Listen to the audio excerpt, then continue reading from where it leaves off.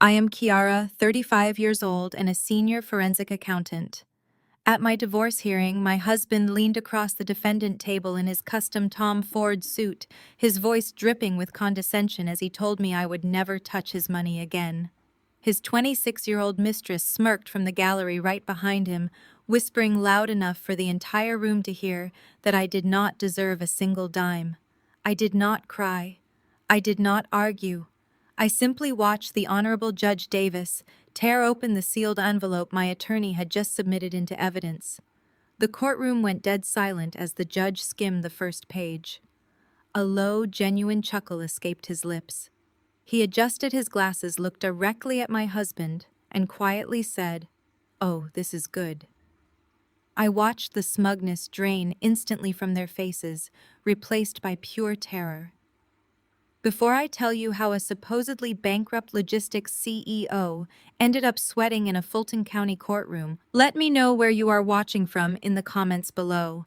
Hit like and subscribe if you have ever had to outsmart someone who thought they could destroy you. To understand the absolute satisfaction of that moment, you have to picture the scene inside that family court that morning. The air conditioning was humming loudly, but the tension in the room was suffocating. I sat at the plaintiff table wearing a simple tailored charcoal suit, my hands folded neatly in front of me.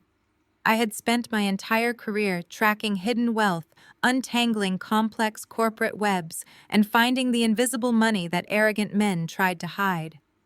Yet the man sitting across the aisle truly believed he had outsmarted me. Jamal, my husband of 8 years, looked like he had just stepped off the cover of a luxury business magazine. His custom suit was perfectly pressed, his gold watch catching the harsh fluorescent lights of the courtroom. For nearly a decade, we had built an empire together. I was the unseen backbone, the one who balanced the books, structured the tax compliance, and managed the commercial leases late into the night. He was the charismatic face of the company, the man shaking hands with Atlanta royalty. But today, he was playing the role of a destitute, ruined man. It was a performance so contradictory to his appearance that it was almost comical. Sitting directly behind him in the gallery was Jasmine. She was draped in designer labels from head to toe, clutching a limited edition handbag that cost more than most people make in a year. She was 26, vibrant, and completely intoxicated by the illusion of power Jamal had given her. Throughout the morning proceedings, she had been making soft, scoffing noises, rolling her eyes every time my attorney spoke. When Jamal leaned over the heavy wooden table toward me, his confidence was absolute. "You will never touch my money again," Jamal whispered, his tone laced with a venom I once thought him incapable of possessing. "You should have signed the settlement when you had the chance. Now you walk away with nothing." I met his gaze evenly. I did not flinch, and I certainly did not let him see the storm of emotions that had raged inside me for the past 6 months. Jasmine leaned forward, her heavy perfume wafting across the aisle, and whispered to him, "She does not deserve a single dime. She is lucky you are not making her pay your legal fees." Jamal smirked, nodding in agreement. They were so sure of their victory. They had spent months parading their betrayal, flaunting wealth they claimed did not exist, and treating me like an annoying obstacle they had successfully discarded. They thought my silence during the discovery phase was a sign of defeat. They thought my calm demeanor was submission. They had no idea that a forensic accountant does not scream or cry when she is robbed. She builds a paper trail. My attorney, a sharp, no-nonsense woman who had trusted my meticulous research, stood up and approached the bench. "Your Honor," she said clearly, "the plaintiff would like to submit a final piece of evidence into the record regarding the defendant financial affidavit." Jamal let out a loud, theatrical sigh. His lawyer stood up immediately, protesting that discovery was closed and that this was a desperate delay tactic from a bitter ex-wife. Judge Davis, a veteran of family court who had seen every trick in the book, raised a hand to silence him. "I will allow it," the judge said, accepting the thick-sealed manila envelope from my attorney. The silence that fell over the room was absolute. You could hear the faint ticking of the wall clock. I watched Jamal shift his weight in his chair. He glanced back at Jasmine, offering her a quick, reassuring wink. He truly believed there was nothing left for me to find. He believed his shell companies and forged documents were buried so deep that no family court judge would ever uncover them. Judge Davis sliced the envelope open with a brass letter opener. He pulled out the bound dossier I had spent sleepless nights compiling. It was not a plea for sympathy. It was a weapon of mass financial destruction. The judge began to read. For the first minute, his expression was completely unreadable. His eyes darted back and forth across the pages, absorbing the staggering reality of what Jamal had done. Then the atmosphere in the room shifted entirely. The judge stopped reading. A low, deep chuckle vibrated in his chest, escaping his lips before he could stop it. It was not a laugh of amusement, but one of sheer disbelief at the audacity laid out before him. He adjusted his silver-rimmed glasses, peered over them, and locked eyes directly with Jamal. "Oh, this is good," Judge Davis said, his voice quiet, but carrying the weight of an anvil dropping from the ceiling. The color vanished from Jamal's face in an instant. The arrogant smirk melted into a mask of pure terror. He sat up straight, his hands suddenly gripping the edge of the table so tightly his knuckles turned pale. Behind him, Jasmine dropped her phone into her expensive handbag, her eyes wide as she realized the man she thought was untouchable was suddenly looking like a cornered animal. "Your Honor," Jamal lawyer stammered clearly, completely unaware of whatever bomb had just been dropped. "What exactly is in that document?" Judge Davis looked back down at the papers, shaking his head slightly. "Counsel," the judge replied coldly, "it appears your client has significantly misunderstood the definition of perjury, as well as federal fraud." I sat perfectly still, breathing in the sweet scent of justice. The hours of crying on my apartment floor, the humiliation of being locked out of my own home, the agony of watching the man I loved parade his betrayal through the streets of Atlanta. It all led to this exact second. But to truly understand the magnitude of this courtroom revelation, to understand how I orchestrated the downfall of a man who thought he was a king, we have to go back in time. We must rewind exactly 6 months to a warm evening in Buckhead, to the night Jamal decided to ambush me publicly, destroy my life, and unleash a version of myself he never knew existed. 6 months before the judge laughed in his face, my reality was wrapped in a beautiful, suffocating lie. To understand the magnitude of his betrayal, you have to understand exactly what we built. Jamal and I did not inherit our wealth, we forged it with our bare hands. When we first met, he was a hungry entrepreneur with a single leased box truck, a charming smile, and a vision that was bigger than his bank account.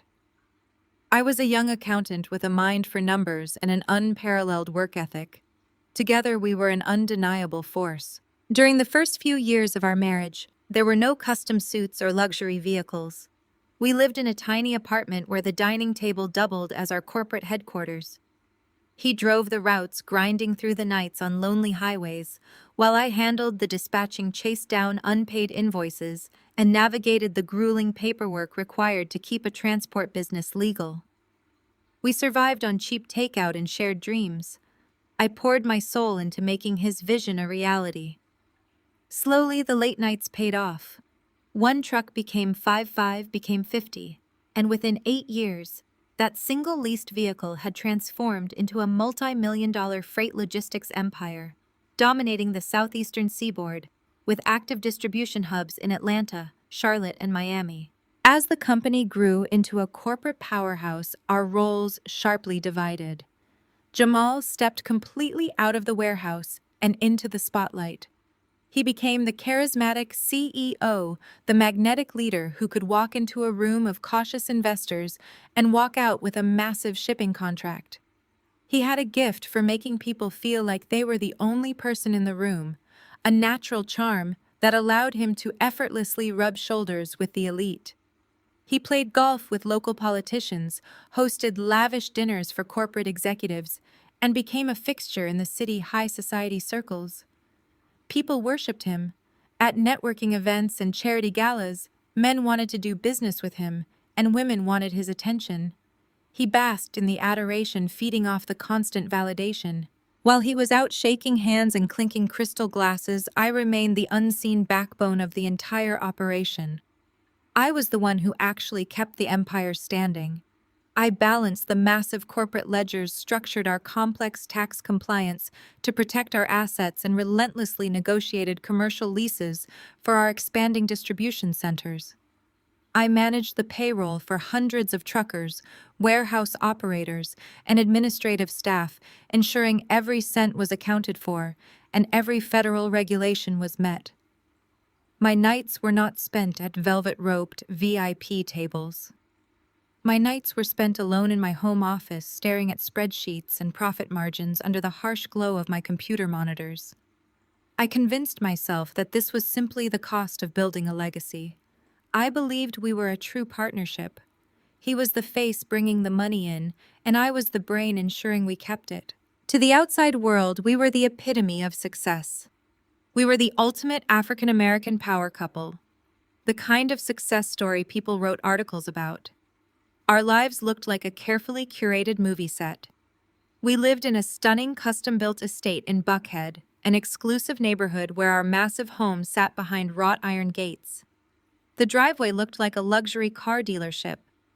I drove a sleek black Range Rover to client meetings, while Jamal cycled through a ridiculous collection of imported sports cars, trading them in the moment he got bored.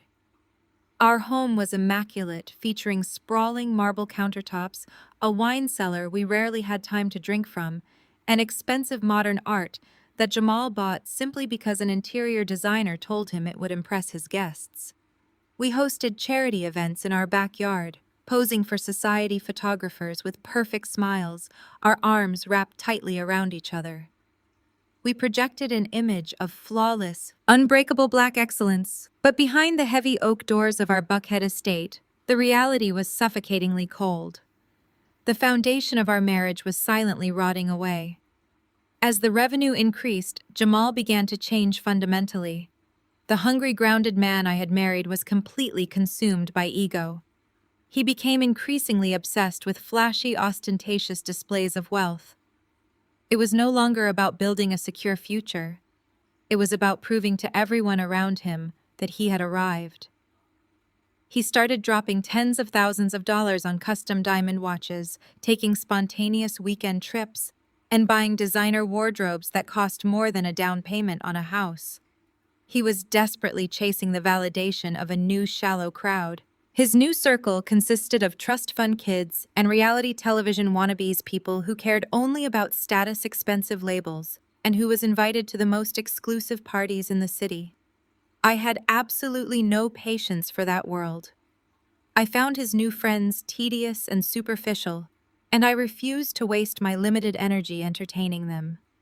I was too exhausted from managing the operational crises of a massive logistics firm to care about which designer bag was trending or which club was hosting the best bottle service. Because of my refusal to engage in this exhausting social climbing, Jamal and I began living almost entirely separate lives. We shared a massive house but barely saw each other. We slept in the same bed, but there was an ocean of silence between us. He would come home at 3 in the morning, smelling of expensive cigars and heavy cologne, while I was already awake brewing coffee to prepare for a grueling audit. When I tried to talk to him about our disconnect, when I warned him about liquidity and reminded him that our profit margins required careful management, he rolled his eyes. He called me a buzzkill. He told me I was too rigid, too focused on the numbers, and that I did not know how to enjoy the wealth we had built. He said I was acting like a glorified bookkeeper instead of a CEO wife. I threw myself deeper into the business, using the endless stream of commercial leases, tax filings, and vendor negotiations to distract myself from the gaping hole in my marriage. I rationalized his behavior. I told myself that successful men sometimes go through phases, that his ego trip was just a temporary byproduct of our rapid ascent to the top tax bracket. I believed that because my name was on the corporate documents, and because I controlled the financial architecture of our company, I was safe. I thought my value to him and the business was undeniable. I was too busy keeping our company afloat, too busy ensuring our employees got paid and our contracts were fulfilled, to see the warning signs flashing right in front of me. I was too focused on protecting our financial empire to notice that my husband was actively plotting to strip me of everything I had worked for. He mistook my dedication for blindness, and he mistook my quiet diligence for weakness. The facade finally shattered on a Sunday evening at my mother's 60th birthday banquet. In our community, a 60th birthday is not just a party, it is a jubilee. We hosted it in the Grand Fellowship Hall of our church in downtown Atlanta. This was a high-stakes, highly social environment where community image meant absolutely everything. The hall was transformed into a vision of emerald green and gold. 200 of our closest family members, friends, and prominent church elders were seated at round tables adorned with massive floral centerpieces. My mother Corinne sat at the head table looking like royalty in a custom silk gown. My father Deacon Wallace sat beside her, beaming with pride. Pastor Jenkins was at the next table enjoying the catered soul food and the soft gospel jazz playing from the live band in the corner. It was supposed to be a flawless evening honoring the matriarch of our family, but the seat next to me remained glaringly empty. Jamal was late. He was not just fashionably late, which was his usual signature move to ensure all eyes were on him when he entered a room. He was 2 hours late. Throughout the opening prayers, the heartfelt speeches, and the dinner service, I had been fielding questions from church aunties and family friends. They kept asking where my handsome, successful husband was. I played the part of the perfect supportive wife effortlessly. I smiled brightly and told everyone he was caught up in an urgent logistics crisis at the shipping hub, but that he would be arriving any minute with a spectacular gift for my mother. Covering for Jamal was my second full-time job. I kept checking my phone beneath the table, watching my unanswered text messages turn from concerned to frantic. My stomach was tied in knots, but I kept my posture straight and my smile painted on. Then the heavy oak double doors at the back of the fellowship hall swung open.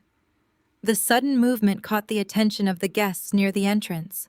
The low hum of polite conversation began to ripple, then stutter, and then completely die out.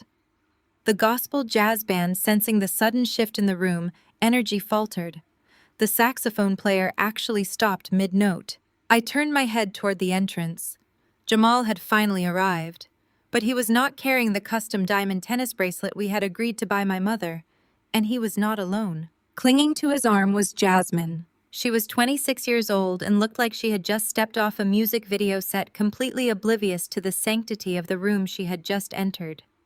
She was wearing a skin-tight, blazing red designer dress that left absolutely nothing to the imagination. It was the kind of outfit that screamed new money and total disrespect for a church fellowship hall. She was draped in luxury labels from head to toe. A quilted designer bag swung from her shoulder, and the harsh overhead lights caught the unmistakable glimmer of a thick diamond-studded bracelet on her wrist. She was pressed against Jamal, side her acrylic nails resting casually on the lapel of his tailored suit. The collective gasp that rippled through the 200 guests was audible. Forks literally clattered against fine china plates. Older women clutched their pearls, their eyes wide with unadulterated shock. Men who had done business with Jamal stared in stunned disbelief. It was the ultimate unforgivable disrespect. To bring a mistress to a wife's family event was one thing, but to parade her in front of our parents and our pastor in the middle of a church banquet was an act of profound, deliberate cruelty. Jamal strutted down the center aisle of the hall. He did not look ashamed. He did not look apologetic. He looked entirely emboldened. He walked with a swagger that demanded attention, his chin held high, parading his betrayal like a trophy. Jasmine walked perfectly in step with him, popping a piece of gum, her eyes scanning the room with a mixture of boredom and triumph. I sat frozen at the head table. I could feel the blood rushing to my ears, a deafening roar that threatened to drown out the silence of the room. Beside me, my father gripped the edge of the table so hard his knuckles turned white. My mother covered her mouth with her napkin, her eyes darting frantically between me and the approaching nightmare. The air was completely sucked out of the room. Every single eye was glued to me, waiting for the inevitable explosion. They were waiting for me to lose my composure. They were waiting for me to throw my drink, to scream, to flip the table, to give them a show. I took a slow, deep breath. I forced my heart rate to steady. I smoothed the napkin in my lap and kept my face an absolute impenetrable mask of calm. I would not give him the satisfaction of breaking me in front of an audience. Jamal reached the head table. He did not even look at my mother to wish her a happy birthday. He completely ignored my father's burning glare. He stopped right in front of my chair. Jasmine stood just a half step behind him, shifting her weight onto one stiletto, looking down at me with a smirk that communicated pure pity. Jamal stared at me for a long, agonizing moment. The silence in the fellowship hall was so absolute, so heavy, that you could hear the ice melting in the water glasses. He reached his free hand into the inside pocket of his suit jacket. He did not pull out an apology.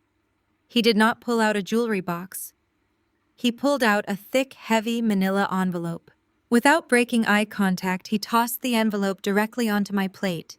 It landed with a dull, heavy thud right over my catered dinner, knocking my silver fork onto the white linen tablecloth. Printed across the front of the envelope in bold, stark letters were the words, Fulton County Superior Court, Divorce Papers. The finality of the sound echoed in my ears. I looked down at the envelope resting on my plate, then slowly looked back up at the man I had spent 8 years building an empire with. He had chosen the most public, humiliating, and devastating way possible to end our marriage. He had weaponized my family's sacred space to tear me down. He stood there waiting for my reaction. Jasmine shifted her designer bag, her smirk widening, eagerly anticipating my breakdown. The 200 people in the room held their collective breath, trapped in the gravitational pull of his audacity. I looked at the expensive fabric of his suit. I looked at the luxury watch on his wrist that my late nights and meticulous accounting had paid for. I looked at the mistress draped in assets that legally belonged to my marriage. My husband thought he was dropping a bomb on a helpless housewife. He had no idea he had just declared war on a woman who knew exactly where every single skeleton was buried. The silence in the fellowship hall was absolute, but Jamal could not stand the quiet. He needed noise. He needed an audience to validate the narrative he had carefully constructed in his head. When I did not immediately burst into tears or lunge at him across the table, his confident smirk faltered for just a fraction of a second. He had expected hysteria. He had expected me to fulfill the stereotype of the bitter, aggressive wife, giving him the perfect excuse to play the wounded martyr. Because I denied him that reaction, he was forced to escalate. He took a step back so that his voice would project further into the cavernous room. He threw his arms open wide, addressing not just me, but the 200 guests who were sitting frozen in their seats. "I am done, Kiara," he announced, his baritone voice echoing off the high ceiling. He sounded like a man delivering a rehearsed monologue on a soap opera. "I cannot do this anymore. I cannot keep pretending for these people." He paused, letting the shock ripple through the congregation. Jasmine leaned into his shoulder, casting her eyes downward, in a performance of mock sympathy that was almost laughable. "My company is bankrupt," Jamal declared loudly. He pointed an accusatory finger directly at my face. "The logistics empire I broke my back to build is completely gone, and it is your fault." A collective gasp swept through the room. My mother let out a small, wounded cry, pressing her napkin hard against her lips. My father pushed his chair back, the wooden legs scraping harshly against the floor, his broad shoulders tensing as if he was preparing to physically remove Jamal from the building. I reached out under the table and placed a firm hand on my father's knee, silently commanding him to stay seated. I needed Jamal to keep talking. I needed him to dig his grave as deep as possible. "You bled me dry," Jamal continued, pacing a few steps to his right, gesturing wildly. He was putting on the performance of a lifetime. "For 8 years I gave you everything. I bought you this lifestyle. I put you in a mansion. But you could not just be a supportive wife. You had to control everything. You suffocated me, Kiara. You were constantly nagging me about profit margins, constantly locking down the accounts, constantly policing my every move. You emasculated me in my own business and drained my accounts until there was nothing left but dust." The sheer audacity of his lies was breathtaking. Here was a man wearing a $5,000 custom suit standing next to a 26-year-old mistress draped in diamonds, screaming poverty to a room full of church elders. He was claiming that I, the woman who had spent the last 8 years working past midnight to secure our commercial leases and audit our tax returns, had ruined his financial empire. "We are drowning in massive debt!" he shouted, his voice cracking with feigned emotion. He placed a hand over his heart, playing the tragic hero perfectly. "And I am leaving all of it to you. You wanted to manage the finances so badly. You wanted to control the books. Well, now you can manage the ruins. I am walking away with nothing, but at least I am walking away free." He turned slightly, pulling Jasmine in front of him and wrapping both of his arms securely around her waist. He kissed her on the side of the head before looking back at me, his eyes cold and devoid of any history we had shared. "This is Jasmine," he announced to my family and my pastor. "She is my peace.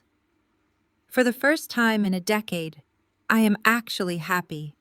I finally found a woman who supports a black man instead of trying to control him. After years of your toxicity, your constant negativity, and your relentless demands, I finally found someone who lets me be a king. I am done apologizing for seeking peace." The fellowship hall erupted into a chaotic symphony of whispered outrage. I could hear my aunts in the back row murmuring in disbelief.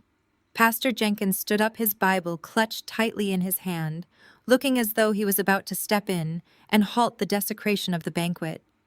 My mother was openly weeping now, the humiliation of her 60th birthday being hijacked by her son-in-law's infidelity, proving too much to bear.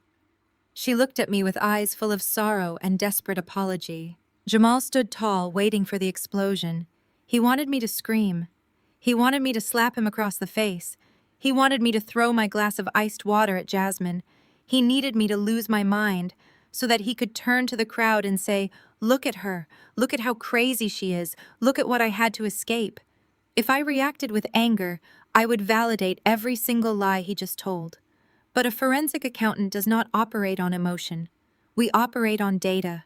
We operate on strategy. I looked at the heavy manila envelope resting on my plate. I looked at Jamal. I looked at Jasmine, whose victorious smirk had returned now that the speech was over. My heart was pounding against my ribs like a trapped bird, and my hands felt ice cold, but my mind was operating with terrifying clarity. He had just publicly claimed bankruptcy. He had just stated in front of 200 witnesses that he was walking away with nothing and leaving me with massive debt. I locked those statements into my memory. They would be incredibly useful later. I slowly pushed my chair back and stood up. I smoothed the front of my tailored charcoal suit, ensuring not a single wrinkle showed. I picked up the thick envelope containing the divorce papers and tucked it neatly under my left arm. I did not throw it. I did not rip it up. I held it like a business contract. I turned away from Jamal, completely erasing him from my line of sight. I looked down at my mother, who was trembling in her seat. I placed a gentle hand on her shoulder and offered her a soft, genuine smile. "I love you, Mom," I said, my voice steady, calm, and perfectly projected, so the nearby tables could hear the absolute tranquility in my tone. "Happy birthday. I will call you tomorrow, Will." I gave my father a reassuring nod. Then I turned and began the long walk down the center aisle of the fellowship hall. I did not rush. I did not look down. I kept my head held high, my posture impeccable, and my gaze fixed straight ahead on the heavy oak exit doors. The only sound in the room was the steady rhythmic clicking of my heels against the polished hardwood floor. I walked right past Jamal. I did not spare him a single glance. I walked right past Jasmine. I did not acknowledge her existence. I moved through the crowd of stunned guests with absolute undeniable dignity. I could feel Jamal's confusion burning into my back. This was not the script he had written. He had prepared for a war of words, a dramatic shouting match that would allow him to play the victimized husband fleeing a toxic home. He had not prepared for absolute silence. As I pushed open the double doors and stepped out into the cool evening air of Atlanta, I did not break down. I did not let out a sob. The moment the heavy doors swung shut behind me, severing the chaotic whispers of the banquet hall, my mind immediately shifted from surviving the ambush to calculating my next move. Jamal wanted to play a game of financial ruin. He wanted to claim bankruptcy and bury me under the weight of his fabricated debt. He thought he could publicly discard me and walk away into the sunset with his mistress and his hidden millions. I walked to my car, unlocked the door, and tossed the divorce papers onto the passenger seat. I slid behind the steering wheel and gripped the leather tightly. He had drawn the battle lines, but he had fundamentally misunderstood his opponent. He thought he was leaving behind a broken, humiliated wife.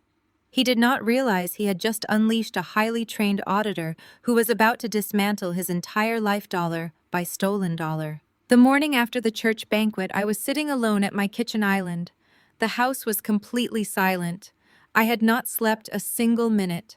My mind was a relentless loop of numbers, routing codes, and bank statements. When my phone vibrated against the cool marble countertop, the loud buzzing made me jump. I looked at the screen and saw the name Andre. It was Jamal's older brother. A wave of false hope washed over me. Andre and I had always shared a solid bond. Back when Jamal and I were just starting the logistics company operating out of a cramped two-bedroom apartment, Andre used to come over on weekends. We would share cheap pizza and talk about our big plans. I had personally spent hours helping Andre fix his credit score and restructure his own debts. I considered him a true ally. I genuinely believed he was calling to apologize on behalf of the family. I expected him to tell me how disgusted he was by Jamal bringing a mistress into my mother's birthday banquet. I answered the phone. "Kiara, we need to talk," Andre said. His voice was heavy and serious. "Can you come over to the house this morning? We are having a family meeting." The word gave me a sense of comfort. I assumed he meant Jamal's parents, Andre, and the rational adults in the family who were ready to hold Jamal accountable. I agreed immediately. I went upstairs, washed my face, and changed into a simple tailored beige sweater and black trousers. I wanted to project strength and composure. I grabbed my keys and drove across town to the affluent gated community where Andre and his wife Brittany had recently moved. As I navigated my car through the sprawling suburban streets, I could not help but notice the stark changes in Andre's lifestyle. 2 years ago, he and Brittany were living in a modest townhome, constantly complaining about credit card minimum payments. Now I was pulling into the wide paved driveway of a massive modern farmhouse. Parked right in front of the 3-car garage was a brand new, fully loaded white luxury SUV. It still had the temporary dealer tags in the window. My forensic accountant brain automatically registered a bright red flag. Andre worked as a mid-level manager at a regional retail chain, and Brittany worked part-time at a boutique. There was absolutely no mathematical reality where their legitimate combined salaries could afford a $90,000 vehicle and $1 million home. I walked up the stone pathway and rang the doorbell. Brittany opened the heavy wooden door. There was no warm embrace. There was no look of sympathetic pity. She simply stared at me with a tight, practiced smile and stepped aside to let me in. I walked into the grand foyer and followed her into the formal living room. The room looked like it had been staged for a magazine, completely devoid of any real warmth or personality. Andre was sitting in a large leather armchair. He did not stand up to greet me. He just gestured vaguely toward the pristine white sofa across from him. I sat down, keeping my posture perfectly straight. I looked around the room expecting Jamal or his parents to walk through the hallway. "Where is Jamal?" I asked quietly. Andre leaned forward, resting his elbows on his knees. "Jamal is not coming," Andre replied. His tone was strangely authoritative. "This is a family meeting, but it is just about you and us getting on the same page." I felt the first cold drop of reality hit my stomach. I looked at Andre, the man I considered a brother. I looked at Brittany, who had now perched herself on the arm of Andre's chair, crossing her arms defensively over her chest. I realized with sudden chilling clarity that this was not a mediation. This was an ambush. I had walked straight into a trap. I expected Andre to shake his head in disgust at what his brother did in the fellowship hall. Instead, his face was a mask of stern disapproval directed entirely at me. "Kiara, we watched you walk out of the banquet last night." Andre began using a patronizing tone that sounded like a principal scolding a disobedient student. "And honestly, we were not surprised by how cold you were. It just confirmed everything Jamal has been telling us." I stared at him, letting his ridiculous words hang in the air. "What exactly has he been telling you?" I asked, keeping my voice perfectly level. Andre sighed loudly, shifting his weight as if I was being incredibly difficult. "He says he has been drowning for years. He says you forgot how to be a wife and became a warden instead. Jamal is an alpha male, Kiara. He is a visionary. He built a massive empire, and instead of letting him enjoy the fruits of his labor, you locked him in a financial cage." I could barely comprehend the absolute delusion coming out of his mouth. Andre knew perfectly well that Jamal did not build the empire alone. Andre knew I was the one who secured our first commercial line of credit because Jamal had a terrible financial history when we met. But reality was being completely rewritten right in front of my eyes.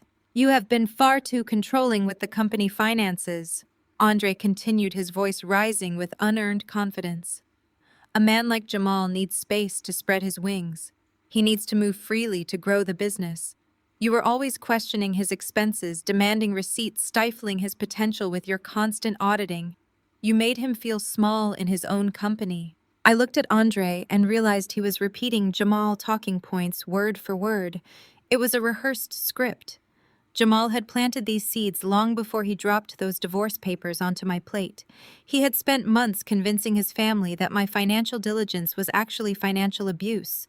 He convinced them that preventing him from bankrupting our company with frivolous luxury purchases was somehow emasculating him. "He finally found some peace," Andre said, looking me dead in the eye. "Jasmine lets him be the man he is supposed to be. She supports his vision without demanding a balance sheet every Friday. You need to accept that you pushed him away." The unified front of betrayal was absolute. There was no apology for the public humiliation I had endured. There was no condemnation of a 26-year-old mistress being paraded through my mother's birthday celebration. There was only a coordinated attack on my character. They were blaming me for my husband's infidelity and his financial recklessness. I looked at the heavy gold designer watch flashing on Andre's wrist as he spoke. I looked out the window at the gleaming white luxury SUV in the driveway. The pieces of the puzzle snapped together in my mind with terrifying speed. Andre was not defending his brother out of blind family loyalty. Andre had been bought. Jamal had been funneling company money to his family members to ensure their allegiance when the divorce finally happened. I did not scream. I did not defend my honor. I did not remind Andre of the nights I stayed up helping him format his own resume so he could get a decent job. Arguing with a compromised jury is a complete waste of breath. I simply sat there absorbing the profound betrayal, letting their false narrative solidify. I let them think they had successfully put me in my place. I let them believe I was the defeated, controlling wife who finally got what she deserved. Andre finished his rehearsed speech and leaned back in his leather armchair, looking incredibly satisfied with himself. Before the suffocating silence in the living room could even settle, Brittany decided it was her turn to take the stage. She adjusted her position on the arm of Andre's chair, crossing her legs perfectly to display her new designer silk slippers. She reached over to the side table, picked up a crystal glass filled with a pale morning wine, and took a slow, deliberate sip. "Kiara, sweetie." Brittany began, her voice dripping with a saccharine, patronizing sweetness that immediately made my skin crawl. "You really have to look at this situation objectively. You cannot let your emotions cloud the reality of where Jamal is right now." I kept my face completely impassive.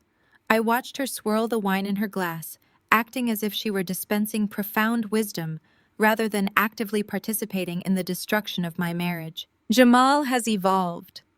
Brittany continued, gesturing vaguely with her manicured hand. "He is a high net worth individual now.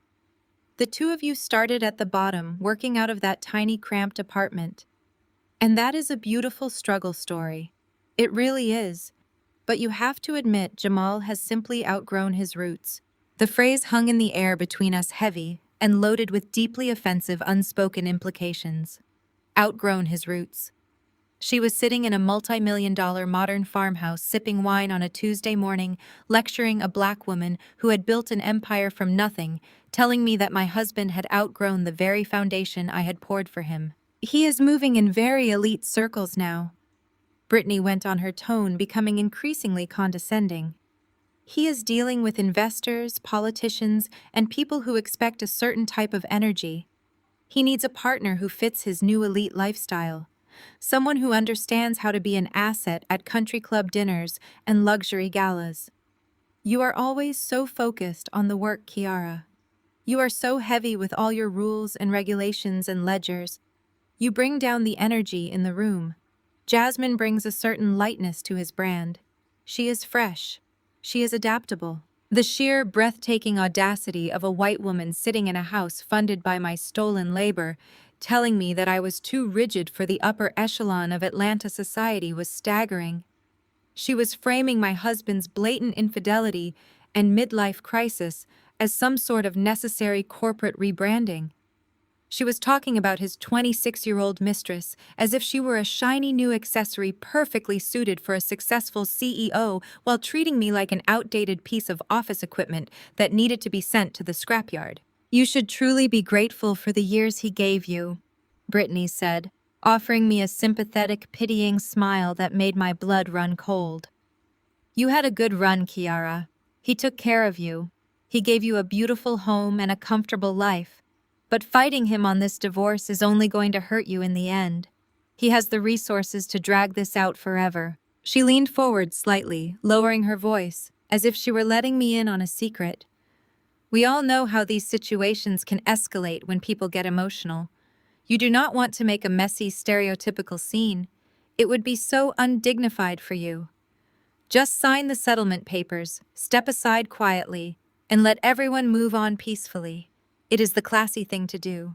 A messy, stereotypical scene." I did not blink. I did not break eye contact with her. I let her racially coded, incredibly insulting advice echo through the pristine white living room.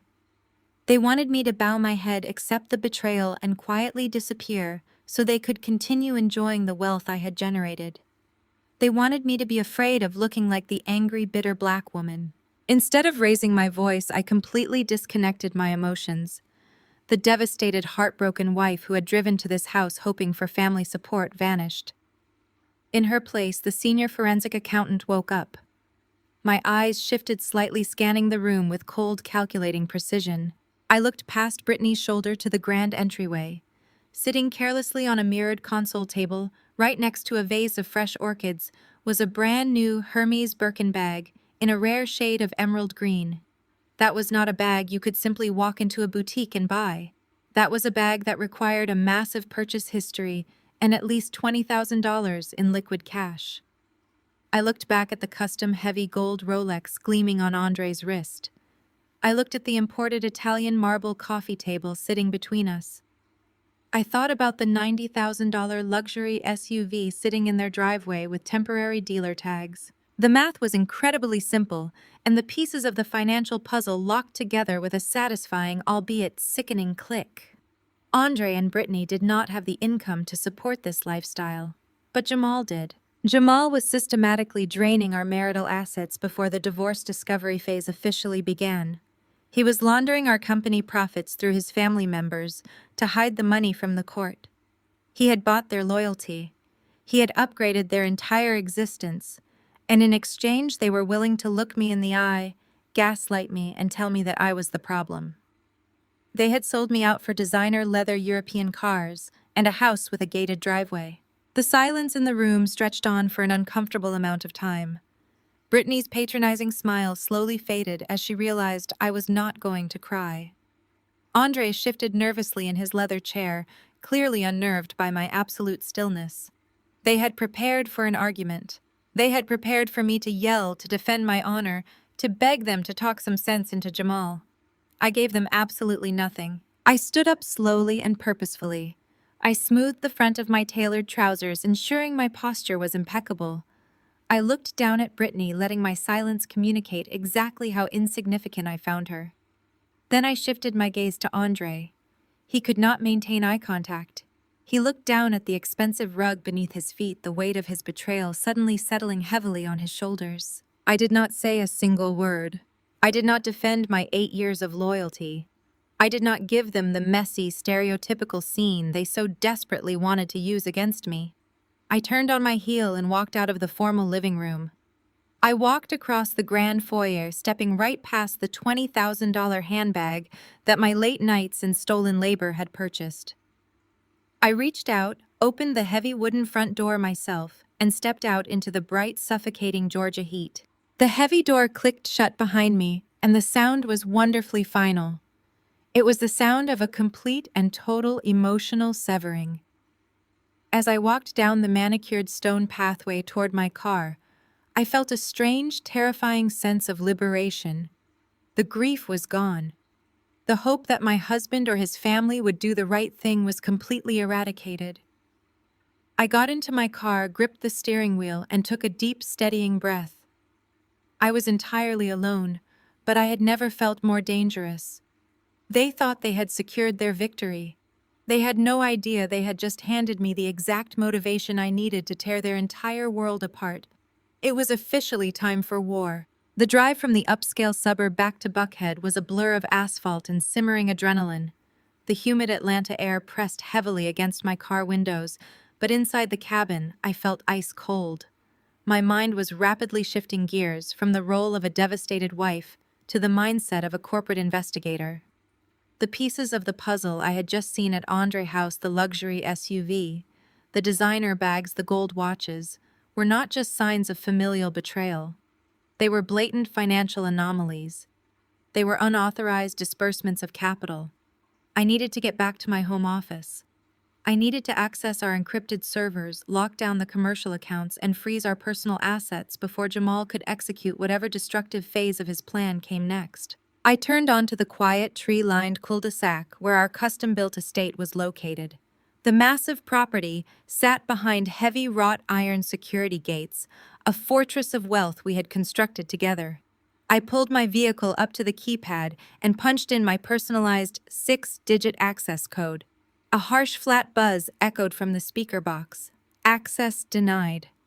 I frowned, assuming the system was glitching in the heat, and typed the numbers again, pressing firmly on each key. Access denied. The red light flashed, mocking me. A distinct creeping sensation of dread worked its way up the back of my neck.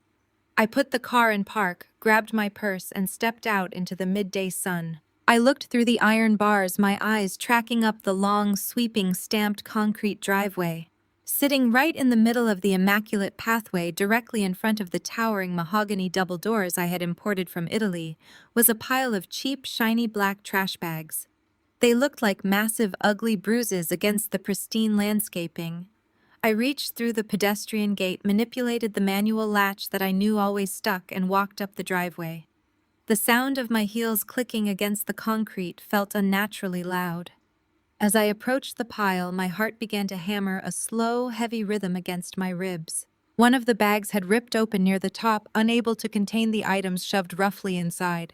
Sticking out of the cheap plastic was the sleeve of my favorite tailored blazer, the one I wore when we signed our first major logistics contract.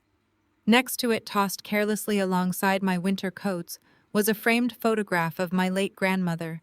The glass had shattered, slicing through the canvas of the portrait. I stepped closer, my breath hitching in my throat. Resting on top of a jumbled pile of my professional shoes was a small, familiar velvet box. It contained the heirloom pearls my mother had given me on my wedding day. Jamal had not just packed my belongings. He had treated my entire existence, my family heritage, and my professional identity like household garbage. I walked up the marble steps to the front door and slid my house key into the lock. It did not turn. I jiggled it, pushing my weight against the heavy wood. Nothing happened. The brass deadbolt was entirely new. It was perfectly polished and completely unyielding. Jamal had changed the locks. He had legally and physically barred me from the home I had financed, designed, and maintained for 8 years. He wanted me to stand on this porch and break down. He wanted me to bang my fists against the door and scream for him to let me in, so his perimeter security cameras could record me acting like a hysterical, discarded wife. I refused to give him the satisfaction. I turned around, walked back down the marble steps, and returned to my car, parked outside the gates. I locked the car doors and sat in the driver's seat, sealing myself inside the quiet cabin. If he had locked me out of the house, I needed to know exactly how far the blast radius of his attack extended. I pulled out my phone and opened my mobile banking application. The facial recognition scanned my face and the financial dashboard loaded. I stared at the screen, my mind refusing to process the digits. I refreshed the application. I closed it out entirely, forced a hard restart on my phone, and opened it again. The numbers did not change. Our primary joint checking account, which just yesterday held over $80,000 for routine household operations and mortgage payments, showed a balance of $0.00. I quickly toggled to the high-yield savings account, where we kept our emergency liquid capital. This account represented a decade of my personal savings, my corporate bonuses, and the safety net I had meticulously built for our future. 0. I swiped over to our joint investment portfolios. 0. He had not just moved the money, he had systematically and ruthlessly drained every single account that had my name attached to it.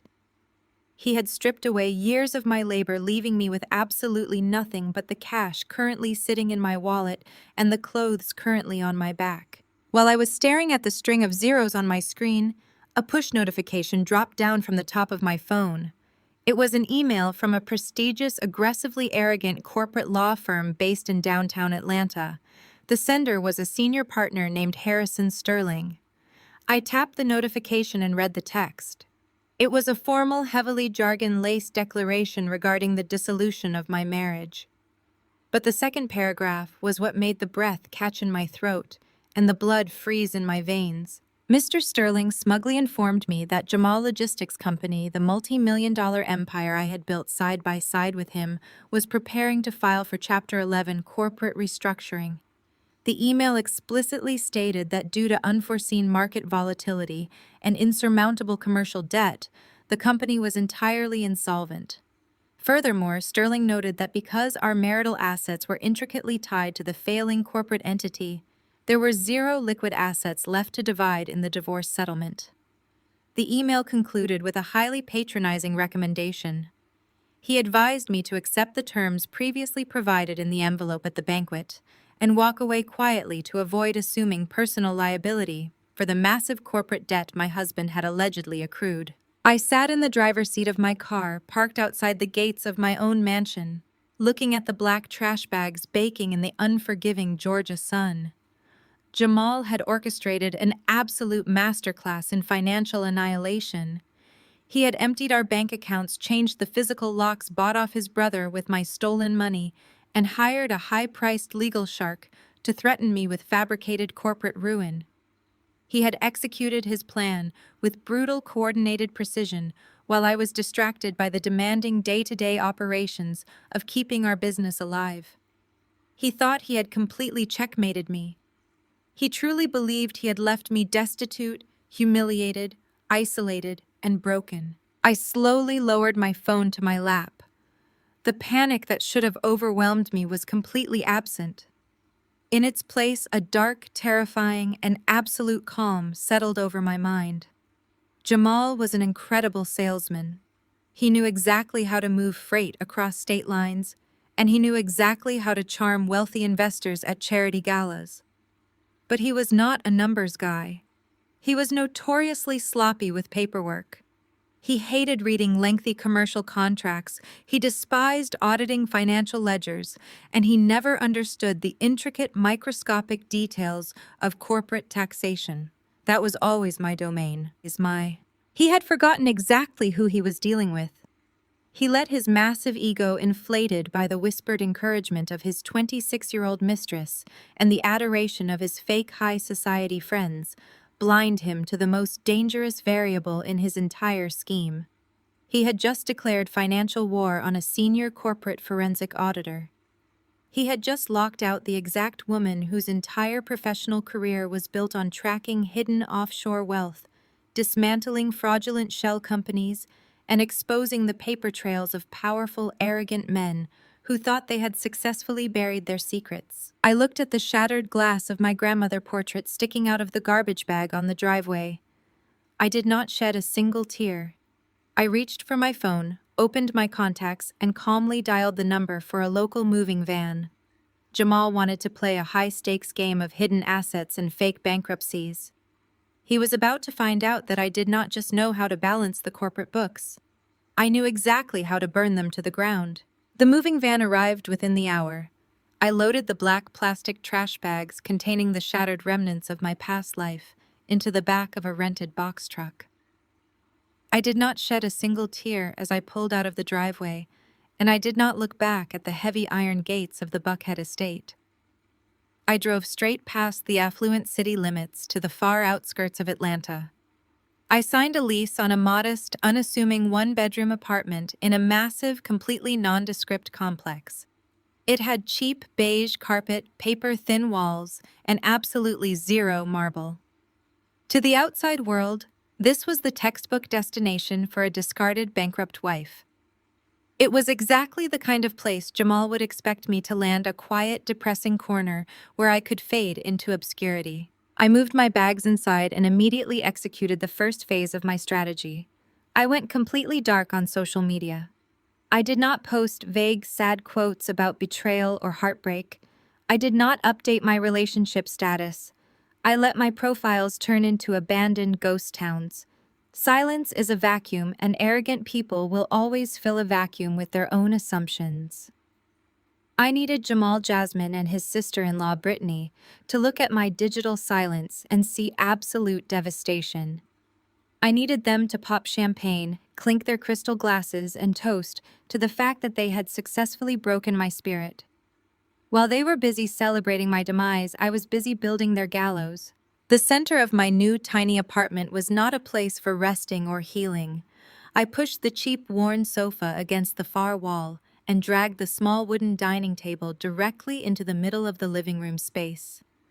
This was no longer just an apartment. It was a command center.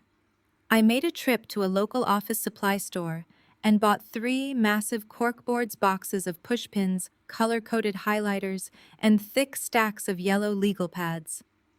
I unpacked my high-powered professional laptop and connected it to 2 large high-definition monitors. As the screens flickered to life, casting a cold, sharp blue glow across the drab beige walls, my pulse finally began to steady. This was my domain. This was the one arena where I was entirely untouchable. I brewed a pot of strong black coffee, sat down in a cheap folding chair, and cracked my knuckles. I booted up the encrypted software I used for corporate forensic audits.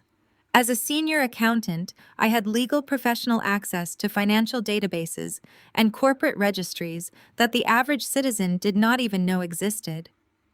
Jamal thought he could hide his assets behind the heavy mahogany doors of an aggressive downtown law firm. He thought a menacing email from a high-priced attorney would be enough to scare me away from the ledger. He did not understand that money always leaves a trail, and I am the ultimate bloodhound. I started by pulling public records across Fulton, Cobb, and Gwinnett counties. I requested commercial property deeds, meticulously looking for any recent transfers of ownership or newly acquired warehouse spaces that had been quietly purchased under different corporate umbrellas. I ran complex queries on state LLC registrations, scanning for newly formed corporate entities registered in Georgia, Florida, and Delaware. I pulled UCC financing statements and franchise tax board filings. I was hunting for the shell companies I knew he must have created to funnel our marital assets away from the primary logistics business. I cross-referenced incorporation dates, looking for anomalies that lined up perfectly with the exact timeline when our marriage began to visibly deteriorate. I highlighted routing numbers, flagged suspicious holding companies, and pinned printed documents to the corkboards until the walls of my apartment looked like a detective squad room. I sifted through mountains of data, tracking capital flows, reviewing subsidiary filings, and mapping out the financial architecture of the trap he thought he had set for me. I worked through the night, the only sounds in the apartment being the rapid clicking of my keyboard and the low hum of the computer cooling fan. The isolation of my new environment did not make me feel lonely. It sharpened my focus until it was a lethal weapon. While my dual monitors processed thousands of lines of financial data, my personal cell phone periodically lit up on the edge of the wooden table. The screen flashed with incoming text messages. They were not apologies. They were not inquiries about my well-being. They were targeted, deliberate taunts. Brittany was the first to reach out. She sent a message dripping with fake, condescending pity. She asked if I had managed to find a safe place to stay, because she knew how dangerous the city outskirts could be for a single woman. She attached a photograph of herself holding a mimosa on the newly furnished deck of her modern farmhouse, the very home my stolen labor had helped finance. The subtext of her message was crystal clear. She was reveling in my downgrade and reminding me of my new inferior place in the social hierarchy. Jasmine was far less subtle. She did not even try to hide her gloating behind a veil of southern hospitality. She sent a video clip from the back of a luxury yacht in Miami. The ocean wind whipped through her hair as she raised a glass of expensive champagne directly to the camera lens. Jamal was partially visible in the background, laughing loudly and handing a thick stack of cash to a private chef. Jasmine texted a single line underneath the video asking playfully if I needed them to send me a grocery store gift card to help me get through the long week. She was practically begging for a reaction. She wanted me to scream through the phone to curse her out to demand my money back. She craved the satisfying drama of a defeated enemy lashing out in pure jealousy. I did not reply. I did not block their numbers. I simply read the messages, looked at the luxury vehicles, the yachts, and the designer clothes, and carefully placed the phone back down on the table.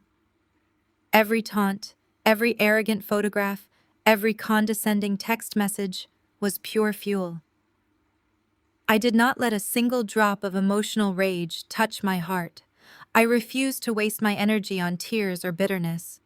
Instead, I channeled every ounce of that pure, unadulterated fury strictly into the numbers. I actually appreciated their arrogance. With every photo and video they sent, they were inadvertently providing me with real-time intelligence. I noted the date of the yacht charter in Miami, silently adding the estimated cost to my growing master spreadsheet of unauthorized marital asset expenditures. I logged the designer labels Jasmine was wearing, cross-referencing their retail prices with sudden, unexplained cash withdrawals I was finding in the corporate ledgers. They thought they were mocking me from a pedestal, completely unaware that they were simply handing a forensic auditor an itemized receipt of their crimes. I turned my eyes back to the dual monitors. I watched the cursor blink across the sprawling spreadsheets. I typed in another search query, digging deeper into the financial labyrinth Jamal had constructed. They thought they were sending me poison, but they were actually handing me the exact ammunition I needed to assure their absolute destruction. Let them drink their champagne. Let them bask in the warm Miami sun. They had absolutely no idea that a storm of my making was gathering just beyond the horizon, and it was going to wipe out everything they thought they owned. I stared at the dual monitors until the sprawling spreadsheets began to blur. Then I blinked hard, grabbed my mug of cold black coffee, and forcefully refocused my vision. Arrogant men always make the exact same fatal mistake. They believe that because they are loud, they are untouchable. Jamal thought that by screaming bankruptcy in a crowded church fellowship hall, he was establishing an indisputable legal fact. He truly believed his high-priced downtown lawyers could bury the truth under mountains of complex corporate jargon and aggressive cease and desist letters. He thought throwing massive binders of financial distress at a family court judge would secure his victory, but complexity is never a shield. To a trained forensic accountant, complexity is a brightly lit roadmap. I bypassed the standard commercial banking portals he had so smugly locked me out of and went straight for the jugular. I accessed the back-end administrative portal of our enterprise resource planning software. Jamal was the charismatic CEO, but I was the absolute architect of our digital infrastructure. He had no idea I still possessed legacy administrative access to the master ledger's deeply embedded permissions that his IT team did not even know to look for. I started pulling the raw, unedited expense reports for the entire logistics fleet. A freight company operates on incredibly rigid, predictable metrics. I knew our exact cost per mile down to the cent. I closed my eyes and hacked into my own mental archives of our vendor contracts, visualizing the very agreements I had personally negotiated, drafted, and secured over the last 8 years. When I opened my eyes and looked at the profit and loss statements from the past 3 quarters, the numbers on the screen were practically screaming at me. The discrepancies were not just large, they were aggressively insulting. He was incredibly, breathtakingly sloppy. I found fuel expenditures that had miraculously spiked by 400% in a quarter, where our actual shipping volume and active routes had noticeably decreased. I found hundreds of thousands of dollars in maintenance invoices for transmission overhauls, commercial engine rebuilds, and heavy-duty tire replacements. I paused my screen and cross-referenced the vehicle identification numbers on those specific mechanic invoices with our active dispatch and registration logs. The trucks supposedly receiving these massive, expensive repairs had been sitting decommissioned in a salvage lot outside of Macon for over 14 months. He was approving premium payments for ghost repairs on ghost trucks. But the fraudulent maintenance bills were just small leaks in the hull. I needed to find the gaping wound. I exported the raw data files and ran a custom macro script. I coded myself to isolate the ultimate destination of this hemorrhaging capital. I needed to know exactly whose pockets were being lined by these fabricated operational expenses. The script finished running in less than 2 minutes, organizing the chaos of thousands of transactions into a neat, undeniable list of accounts payable. That is when I found the kill shot. Over the last 8 months, precisely timing with his sudden behavioral shifts and new luxury purchases, millions of dollars had been systematically siphoned out of our operational budget. The funds were not being transferred in small, unnoticeable amounts designed to evade detection. They were massive, aggressive wire transfers disguised as expedited payments for services rendered. The payee for every single one of these fraudulent transfers was listed as a third-party logistics consulting firm. I leaned much closer to the monitor, my eyes narrowing at the name of the vendor flashing on the screen. I had never approved this consulting firm. As the senior financial gatekeeper of our empire, absolutely no independent contractor, consulting group, or vendor got added to our corporate payroll without a comprehensive onboarding packet bearing my physical signature and my strict compliance review. Jamal had bypassed my authority entirely. He had logged into the system using his executive override privileges, manually pushing these massive multi-million-dollar invoices through the accounts payable queue. He labeled them as critical operational management consulting fees to bypass the standard auditing flags. I dug deeper into the specific vendor files, pulling up the digital copies of the invoices he had submitted to the accounting department. He had tried to make them look legitimate with professional letterheads and fabricated expense breakdowns. But a quick dive into the metadata of the PDF files revealed the staggering depth of his stupidity. The Properties tab of the documents showed the author of these supposed external consulting reports was Jamal himself.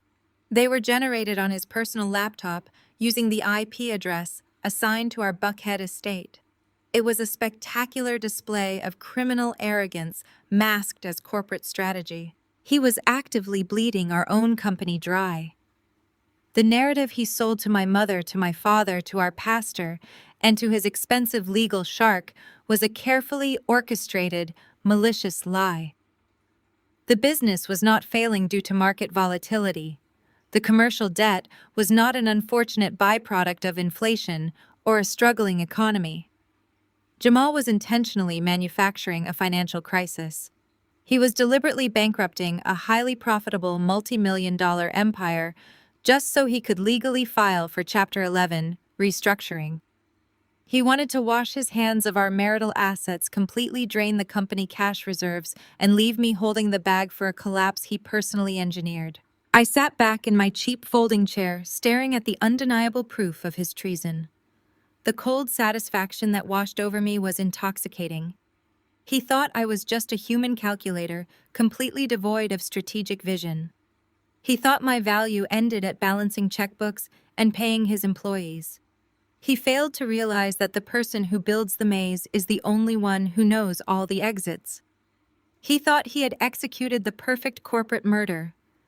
But every single wire transfer, every fake invoice, and every forged maintenance log possessed an IP address, a timestamp, and a digital fingerprint. He left a trail of breadcrumbs right back to his own guilt. Jamal thought he was successfully starving me out by locking me in a cheap apartment on the outskirts of the city. He did not know he had just locked me inside a war room with a loaded weapon. He was funding Jasmine designer lifestyle and Brittany luxury vehicles, using stolen corporate capital, leaving a massive glaring paper trail of embezzlement. My fingers flew across the keyboard as I downloaded every single file, capturing screenshots, exporting server logs, and saving backup copies to 3 separate encrypted hard drives.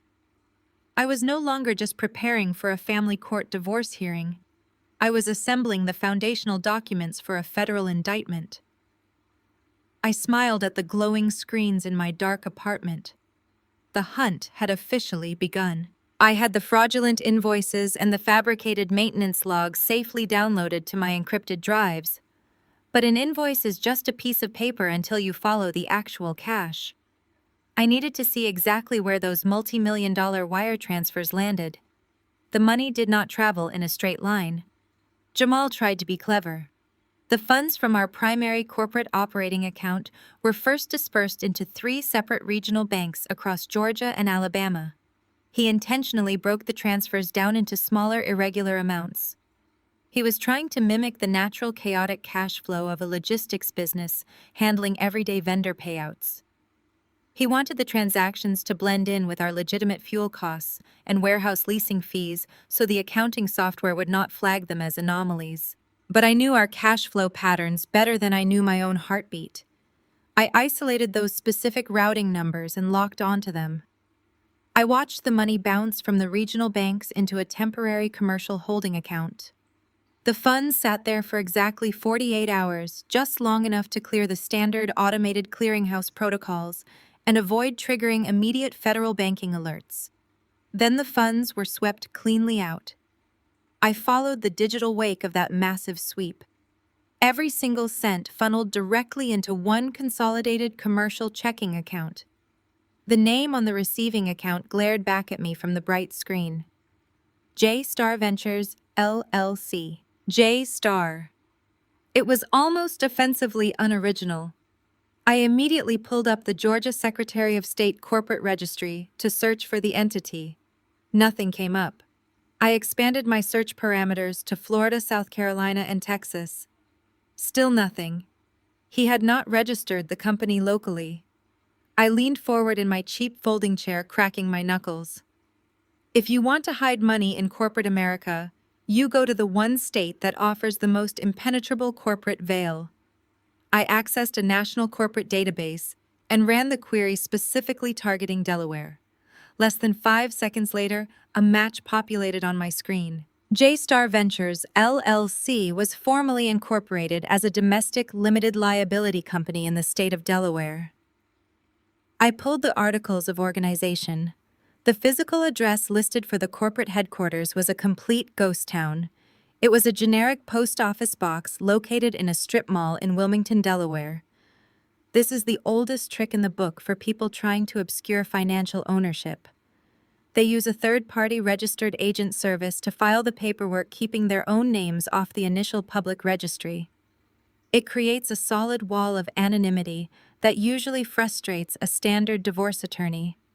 An average family law practitioner would hit this wall, see the Delaware registration, and tell their client that the money was simply gone, buried too deep in a corporate haven to legally pursue. But I was not a standard divorce attorney. I was the financial architect of the very company he was robbing. I used my professional credentials to bypass the public-facing registry and access the deeper federal tax identification filings. Every LLC, no matter how deeply buried in Delaware, requires an employer identification number from the Internal Revenue Service to open a commercial bank account. And to get that EIN, an actual human being has to be listed as the responsible party. I dug into the commercial banking networks, tracing the clearinghouse data back to the original account opening documents. I downloaded the banking authorization files that linked the Delaware entity to the checking account where our marital assets were currently sitting. I opened the PDF of the master operating agreement and zoomed in on the final signature page. I fully expected to see Jamal's signature perhaps disguised through a proxy or a secondary trust. I expected him to be the shadow owner hoarding the millions for himself so he could swoop in and reclaim it the moment our divorce was finalized and the fake bankruptcy was discharged. I was completely wrong. The signature on the master operating agreement was loopy-bubbly and excessively stylized. The printed name beneath the signature line was not Jamal. The title of Managing Director and sole primary beneficiary of J-Star Ventures LLC was assigned entirely to Jasmine. When I read her name printed beneath that bubbly signature, a cold, hard knot formed in my chest. This was the woman who had smirked at me from the gallery. This was the woman who had paraded through my mother's birthday banquet dripping in diamonds paid for by my late nights and stress headaches. Jamal had handed her the keys to an empire she did not build. Every sacrifice I had made, every vacation I had skipped to ensure our logistics fleet remained operational, had been liquidated and handed over to a 26-year-old who had never balanced a single ledger in her life. He was actively laundering our marital assets into her name to ensure that a family court judge in Georgia would never be able to touch the capital. In a standard divorce proceeding, marital assets are typically split evenly. But assets held by a third party, especially a corporate entity, registered in a completely different state, under a different individual name, fall into a legal gray area that requires massive amounts of time and legal fees to claw back. Jamal thought he had found the perfect bulletproof loophole. He thought that by putting the stolen millions under Jasmine's name, he was keeping his own hands meticulously clean. If the bankruptcy court looked at his personal bank accounts, he was genuinely broke. If the family court looked at his assets, he had nothing to give me. He was playing the impoverished victim perfectly, all while his mistress held the keys to a fortune built entirely on my stolen labor. It was a breathtakingly arrogant move, but it was also catastrophically dangerous. By making Jasmine the sole managing director, he had given a woman who cared only about designer labels and social media clout absolute legal control over millions of dollars of embezzled corporate funds. She was not just a side piece anymore. He had officially made her an accomplice to federal money laundering and corporate fraud. He had handed her a loaded gun, assuming she would only ever point it at me. Jamal had completely failed to realize the fatal flaw in his grand design. Jasmine had zero corporate discipline. She possessed no understanding of how to maintain a low profile, and she had an insatiable need to show off. She did not know how to handle quiet wealth. She needed everyone to know she had arrived. He had entrusted our entire stolen fortune to a woman who literally could not stop bragging on the internet. And I was about to use her own vanity to lock both of them in a federal cage. I knew exactly how to exploit a narcissist. Jasmine had built her entire online persona around the illusion of being a self-made entrepreneur. She possessed an insatiable hunger for an audience, constantly posting curated snapshots of a luxury lifestyle she had not earned. I created a blank anonymous profile and began monitoring her daily uploads. I did not have to wait long for her to make a catastrophic error. On a Tuesday afternoon, Jasmine uploaded a 20-minute video titled "Day in the Life of a CEO." The sheer audacity of the title alone was staggering. She was a 26-year-old whose only business experience consisted of signing her name on fraudulent incorporation documents that my husband had paid a shady lawyer to draft. I sat in my dark apartment, pressed play, and watched the video frame by frame. The vlog was a masterclass in performative wealth. Jasmine filmed herself waking up in a luxury high-rise condominium, slipping into silk robes, and complaining about the exhausting demands of running her own company. She filmed herself getting into the back seat of a chauffeured black car, drinking green juice, and carrying a stack of pristine blank notebooks. She never actually showed herself working because she had absolutely no idea what work actually looked like. But about 12 minutes into the video, she made the mistake that would seal her fate. She was standing in her massive modern kitchen recording herself making an iced matcha latte. She was talking directly to the camera about the importance of manifesting financial freedom. But my eyes were not on her. My eyes were locked on the vast expanse of the white marble kitchen island right behind her left shoulder. Sitting carelessly on the counter was a thick, disorganized stack of official paperwork. I paused the video.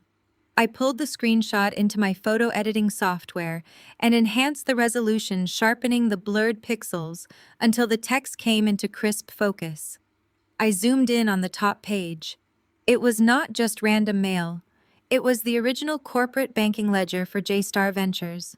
The document clearly displayed the embossed logo of the Delaware Bank, the official limited liability company name, and the last 4 digits of the commercial routing number. She was standing there preaching to her thousands of followers about female empowerment and hustle culture, while publicly broadcasting the exact financial documents tying her to a multi-million-dollar money laundering operation. She was literally flaunting the smoking gun. I took high-resolution screenshots of every single frame where the documents were visible. I now had undeniable geographical proof placing the fraudulent corporate accounts physically in her possession. But digital proof was only the first step. I needed a physical confrontation.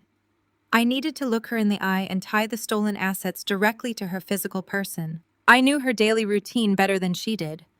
According to her relentless social media updates every Thursday morning, Jasmine and my sister-in-law, Brittany, attended an exclusive private Pilates class in Buckhead. Immediately after, they always walked across the street to an upscale artisanal coffee shop to gossip and drink overpriced espresso. I timed my arrival perfectly. I needed to give the performance of a lifetime. I dug into the very back of my closet and pulled out an old, slightly faded beige trench coat. I wore no makeup, pulled my hair back into a messy, loose knot, and deliberately added a slight slump to my typically rigid posture. I needed to look exactly like the broken, defeated, struggling ex-wife they desperately wanted me to be. I pushed open the glass door of the coffee shop, the small bell chiming loudly above my head. The rich smell of roasted beans and warm pastries filled the air. I scanned the room and spotted them immediately. They were sitting at a prime corner table by the window, still wearing their designer workout sets, laughing loudly over their iced lattes. I walked toward the counter, making sure my path took me directly past their table. I waited for the exact moment Brittany glanced up. I stopped in my tracks, letting my eyes widen in feigned panic, as if running into them was my absolute worst nightmare. "Kiara," Brittany called out. Her voice was much louder than necessary, deliberately drawing the attention of the other patrons. I slowly turned to face them, clutching my cheap canvas tote bag tightly against my chest, playing the part of a cornered animal. Jasmine leaned back in her chair, a slow, malicious grin spreading across her face. "Oh my goodness, look at you," Brittany said, looking me up and down with exaggerated performative sympathy. She focused intentionally on my faded coat and my bare face. "It must be so incredibly difficult adjusting to your new reality. We were just talking about how much we hoped you were managing to stay afloat out there in the suburbs." I kept my eyes downcast, shifting my weight nervously from side to side.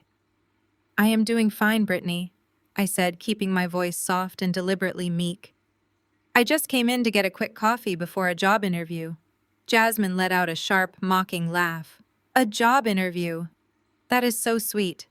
It is good that you are finally getting out there and learning how to hustle for yourself, instead of riding on Jamal coattails." She lifted her left hand from the table, aggressively pushing her fingers through her hair to make absolutely certain I saw what she was wearing. Sitting heavily on her ring finger was a massive, flawless, emerald-cut diamond ring.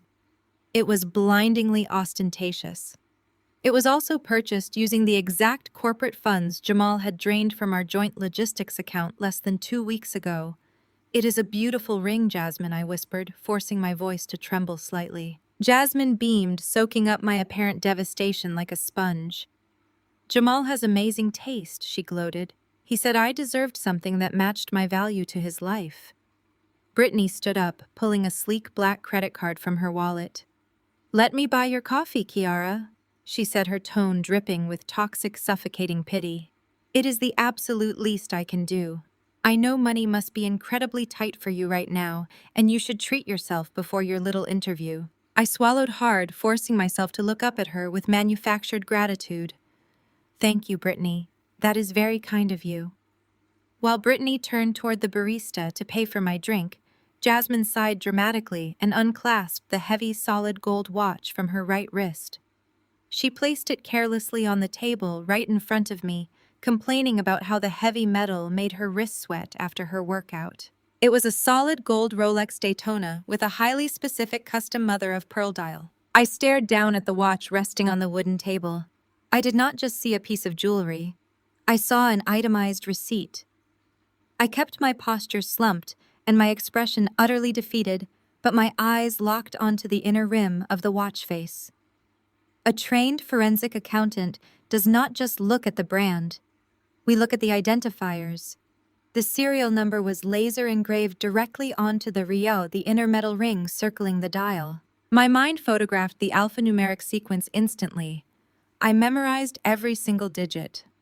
It was a flawless, identical match to a highly specific $80,000 luxury invoice I had flagged in Jamal, fabricated corporate expense reports just 3 nights prior.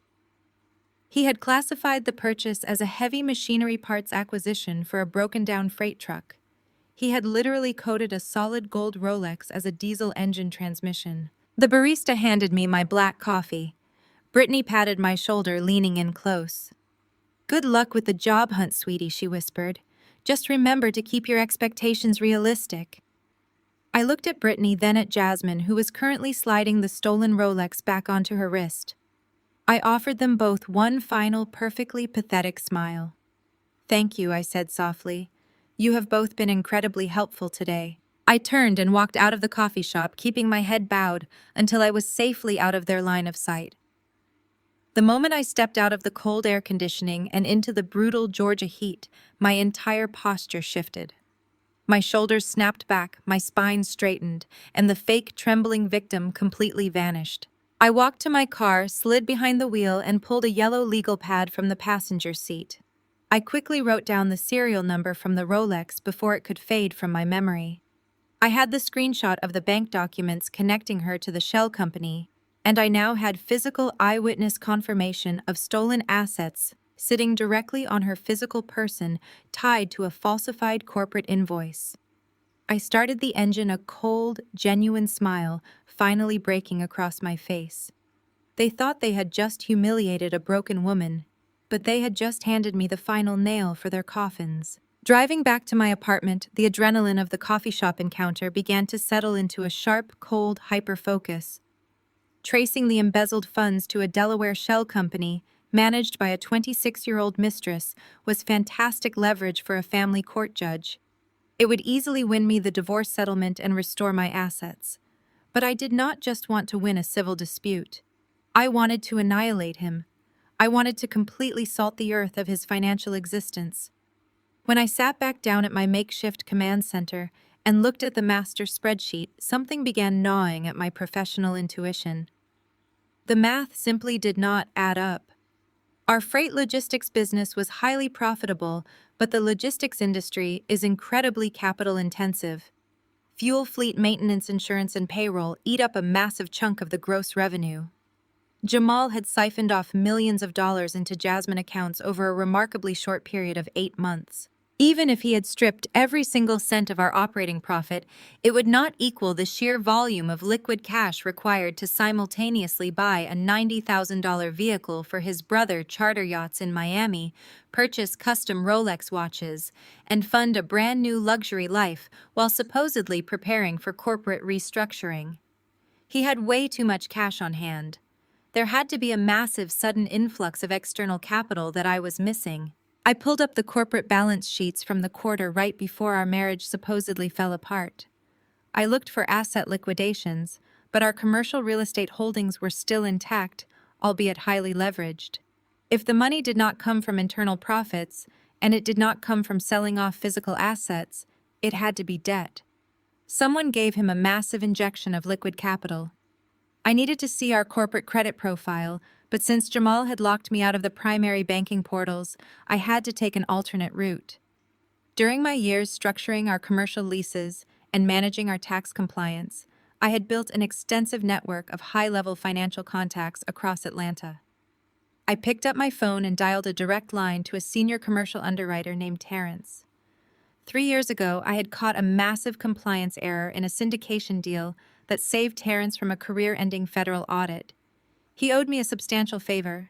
When he answered, I kept my voice perfectly calm and professional. I told Terrence I was conducting an internal risk assessment ahead of our upcoming corporate restructuring and needed an expedited copy of the logistics company, recent loan originations, and credit inquiries. Terrence did not ask questions. He simply agreed to pull the data and send it through a secure encrypted transfer portal within the hour. 50 minutes later, a secure notification popped up on my right monitor. I decrypted the file and opened the PDF. The document was over 200 pages long. I scrolled past the standard banking disclosures and went straight to the executive summary. The breath instantly caught in my throat. My eyes scanned the bold black text detailing the financial instrument. Jamal had not just taken out a standard commercial line of credit to float his fake bankruptcy. He had applied for and secured a massive federal business expansion loan backed directly by the United States government. The principal amount was staggering, $2.5 million. The funds were explicitly earmarked for purchasing new freight vehicles, expanding our warehouse footprint into South Carolina, and hiring 50 new full-time logistics operators. Instead of expanding the business, Jamal had taken the $2.5 million of federal money and immediately began laundering it through ghost invoices directly into the Delaware shell company controlled by Jasmine. This completely elevated the situation from a messy domestic dispute to a massive federal crime. Defrauding a commercial bank is a civil issue. Defrauding a federally backed business loan program is a direct ticket to a federal penitentiary. As I stared at the loan disbursement dates, a sickening realization washed over me. When Jamal and I first met, his personal credit was an absolute disaster. Over our 8-year marriage, I had meticulously rehabilitated his financial profile, but a commercial bank does not hand over $2.5 million in federally backed funds to a charismatic CEO without ironclad guarantees. The underwriting department would have demanded a secondary guarantor with an impeccable financial track record, flawless credit, and proven corporate asset management history. They would have demanded me. I aggressively scrolled down to the final section of the loan origination packet. I navigated past the terms and conditions, past the amortization schedules, and landed directly on the guarantor authorization page. My blood turned to actual ice. Staring back at me from the bright white screen sitting starkly on the primary guarantor line was my own name. It was my signature. I leaned in so close to the monitor that my nose almost touched the glass. The loops of the cursive, the sharp angle of the first letter, the precise slant of the ink. It was a flawless, meticulously practiced forgery. Jamal had not just hidden money from me. He had stolen my legal identity. He knew exactly what he was doing. He planned to drain the $2.5 million into Jasmine Account's file for Chapter 11 bankruptcy, to wash his hands of the logistics company, and let the federal government come looking for the money. Because my forged signature was on the guarantor line, the federal debt collectors would completely bypass his bankrupt corporate entity and come directly after my personal assets, my future wages, and my professional accounting license. He did not just want to leave me with nothing. He wanted to ensure that when his fake bankruptcy sank his ship, it would drag me down to the bottom of the ocean with him. He had weaponized my identity to fund his infidelity, positioning me to take the absolute fall for a multi-million-dollar federal felony. The sheer sociopathic cruelty of his plan was almost hard to process. He had smiled in my face at dinner, slept in my bed, and kissed my cheek in the mornings, all while actively plotting to send me to federal prison. I pushed my chair back from the table. The rage that filled the room was no longer cold. It was blazing white-hot and absolutely pure. He had crossed a line that separated greedy husbands from federal criminals. I was no longer fighting for my share of the marital assets. I was fighting for my freedom, my career, and my life. I reached for my phone. It was time to stop playing defense. It was time to secure a kill shot from inside his own building. I needed someone on the inside. Jamal was incredibly arrogant and highly manipulative, but he possessed absolutely zero technical financial skills. He did not know how to execute complex multi-tiered wire transfers or bypass the dual authentication protocols on our corporate accounts. He needed a proxy to do the heavy lifting.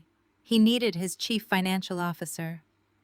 I had personally hired Malik 5 years ago.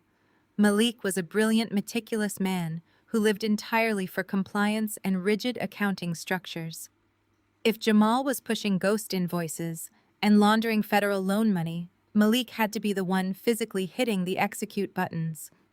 I also knew that Malik was a deeply anxious man with a family to support. He would never knowingly participate in a federal crime unless he was being aggressively deceived or threatened. I knew Malik's routine down to the minute. Every Tuesday morning at exactly 7 o'clock, he drank black coffee and reviewed his daily briefing notes at a quiet, upscale diner just 2 blocks from our corporate headquarters. I drove there, walked right past the hostess, and slid into the leather booth directly across from him. He nearly dropped his ceramic coffee mug. He looked absolutely exhausted with dark circles dragging down his eyes. When he saw my face, pure panic washed over his features. He immediately started gathering his briefcases, stammering that Jamal had strictly forbidden any executive staff from speaking to me during the divorce proceedings. I did not raise my voice. I simply placed a thick manila folder onto the table and slid it directly over his daily briefing notes. I told him that if he walked out of the diner, his next conversation would be with a federal prosecutor. He froze. He slowly sat back down, his eyes locked on the folder. I instructed him to open it. He flipped back the cover and stared at the highlighted documents I had compiled. He saw the fake consulting invoices from the ghost logistics firm. He saw the Delaware Shell Company registrations. He saw the massive $2.5 million federal business expansion loan. Then I pointed to the bottom of the wire transfer authorizations. I showed him exactly what Jamal had done. Jamal had not used his own executive digital signature to authorize the final disbursements to Jasmine offshore accounts. He had logged into the administrative portal, using Malik's secure credentials. I looked Malik dead in the eye and explained the brutal reality of his situation. Jamal was deliberately setting him up to be the primary fall guy. When the federal auditors inevitably discovered the missing millions, the entire digital paper trail would point directly to the chief financial officer. Jamal was planning to claim ignorance, blame his rogue accountant, and walk away clean. All the color instantly drained from Malik's face. He looked like he was going to be physically ill right there in the diner booth. He realized he had been played with terrifying precision. His voice shook as he confessed everything. He told me that Jamal had framed the J-Star Ventures account as an elite, highly confidential consulting firm hired to manage our warehouse expansion into South Carolina. He said Jamal had explicitly ordered him to process the wires and bypass my standard approval protocols, claiming that we were legally separated and my corporate authority had been officially suspended. I asked him about the federal loan document and my forged signature. Malik took a ragged breath and broke down. He confessed that Jamal had brought the final signature page into his office already signed. Jamal had proudly bragged that he had finally secured my blessing for the expansion. But Malik admitted that he had seen Jamal sitting at his desk 2 days prior, aggressively practicing my signature over and over again on a yellow legal pad. Malik had suspected something was wrong, but he was too terrified of losing his job to challenge the CEO. I gave him a very simple choice. He could go down for federal wire fraud, take the fall for a man who viewed him as entirely disposable and spend the next 20 years in a federal penitentiary. Or he could become my star witness, secure full legal immunity, and help me destroy the man who set him up. Malik chose survival. Over the next 48 hours, Malik became my inside operative. He operated with the quiet, desperate efficiency of a man trying to save his own life. He sneaked encrypted flash drives out of the corporate office past Jamal's security team. He provided me with the raw, unfiltered internal emails where Jamal explicitly demanded the funds be wired to Jasmine's exact routing number. He handed over the internal server access logs, unequivocally proving that Jamal had generated the fake maintenance invoices from his own laptop. Most importantly, we sat down in a secure conference room with an independent notary public. Malik dictated a comprehensive 20-page sworn affidavit. He detailed every single illegal directive Jamal had issued over the past 8 months. He outlined the exact timeline of the embezzlement. He swore under oath that Jamal had knowingly forged my signature on the federal loan documents and deliberately orchestrated the financial collapse of our logistics company, specifically to hide marital assets during the divorce. He signed his name, the notary stamped the seal, and the document became a lethal legal weapon. I returned to my apartment with Malik evidence. The war room was finally complete. I no longer just had a highly educated theory or circumstantial digital footprints. I had a bulletproof, irrefutable federal case. I took all the disconnected pieces of Jamal arrogance and began assembling the final weapon. I compiled the IP addresses, matching Jamal to the fraudulent invoices. I organized the forged commercial loan documents alongside the legitimate corporate tax filings to showcase the undeniable signature discrepancy. I attached the wire transfer receipts, proving the funds moved into the Delaware Shell Company. I included the high-resolution screenshots of Jasmine flaunting the bank documents and the solid gold Rolex on social media. I placed Malik's devastating sworn affidavit right at the very front. I printed every single page on heavy, high-quality bond paper. I organized the documents into a sleek black leather portfolio. This was not a standard legal filing meant for a tedious discovery dispute. It was an execution order. I took the portfolio and sealed it inside a thick, tamper-proof envelope. This envelope would become the defining object of my husband's absolute destruction. This was the exact document that would eventually find its way onto the desk of the family court judge. The trap was now fully set. I had fortified every single exit. There was no legal maneuver, no expensive attorney, and no charismatic speech that could save Jamal from the gravity of his own crimes. He was a dead man walking proudly parading around Atlanta in his custom suits and luxury vehicles, completely unaware that the ground beneath his feet had already collapsed. I packed up my war room, turned off the dual monitors, and prepared to play my final role.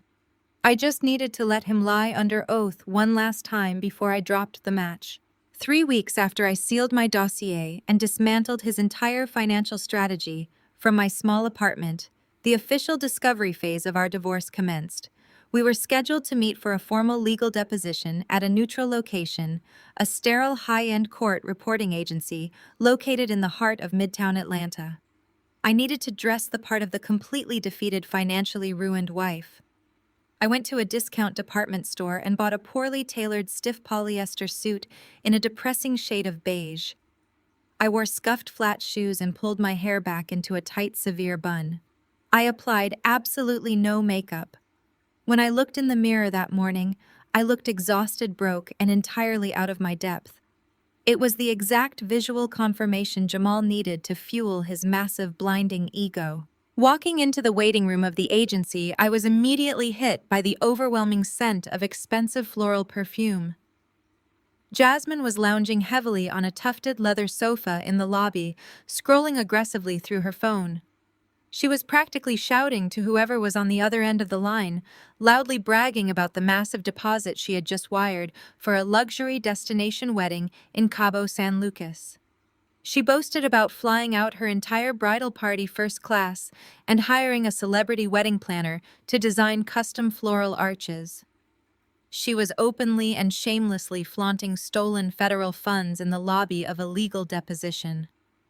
I kept my head bowed, clutched my cheap canvas tote bag against my chest, and walked right past her without making eye contact.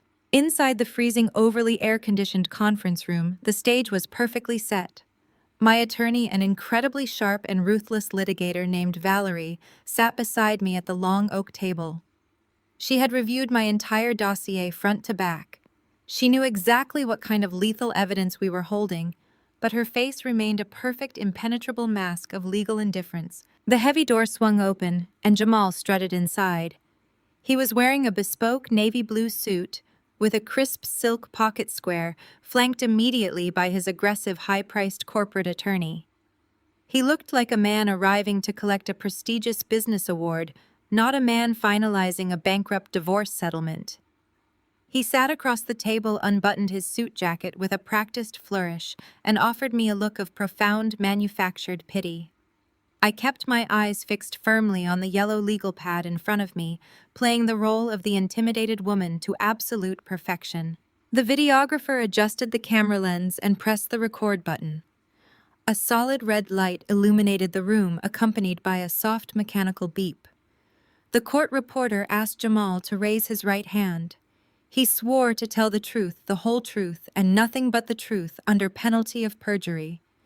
He said the words with a crisp, confident smile, completely oblivious to the fact that the glowing red recording light was about to capture his legal suicide. Valerie started with the standard procedural questions. Jamal leaned back in his leather chair, exuding a relaxed, almost bored confidence. He launched into his rehearsed narrative about the tragic collapse of our logistics empire. He spoke eloquently about market pressures, rising fuel costs, and the devastating impact of global inflation. He played the part of the heartbroken, hardworking CEO who had lost everything through no fault of his own. He was a phenomenal actor. If I had not personally traced the stolen millions to his mistress shell company, I might have actually believed his tragic performance. Then Valerie subtly shifted the direction of the questioning. She did not raise her voice. She did not adopt an aggressive tone. She asked highly specific, highly targeted financial questions, disguising them as routine asset discovery checks. I kept my head down, pretending to take nervous, erratic notes, while Valerie began laying down the tripwires. "Mr. Wallace," Valerie asked smoothly, keeping her eyes on her notepad, "can you please state for the record the total value of your current liquid assets?" Jamal looked directly into the camera lens. He let out a heavy theatrical sigh intended to convey deep financial distress. "Less than $10,000, he testified under oath. "I have been forced to live off high-interest credit cards just to keep a roof over my head. My accounts have been entirely depleted by the corporate collapse." Valerie nodded sympathetically, writing something down. "I see. And to your knowledge, do you currently hold any financial interest, direct or indirect, in any corporate entities registered in the state of Delaware?" Jamal let out a short, dismissive scoff. "Absolutely not," he answered firmly. "All of my business operations were strictly confined to Georgia and South Carolina. I have zero corporate ties to Delaware." Valerie turned the page of her legal pad. She was reading directly from the outline I had drafted for her, an outline matched perfectly to the irrefutable evidence currently sitting in my secure briefcase. "Over the past 8 months, did you authorize any external consulting fees or third-party vendor payouts exceeding $100,000? Jamal lawyer shifted slightly in his chair, a sudden hint of unease crossing his face, but Jamal waved him off, fully confident in his own deception. "No," Jamal stated unequivocally. "We froze all external consulting contracts a year ago to save capital. Every expense during that period was strictly for internal operations and standard fleet maintenance." Valerie paused. She looked at Jamal over the rim of her glasses, her expression completely flat. "And finally, Mr. Wallace, during the current fiscal year, did you apply for ACT as a guarantor for or receive any federal business expansion loans?" For a fraction of a second, I saw a microscopic twitch in his jaw. It was the only physical tell he allowed himself, but his sheer arrogance quickly swallowed his hesitation. He looked Valerie dead in the eye and lied directly to her face. No, we were in no financial position to take on federal debt.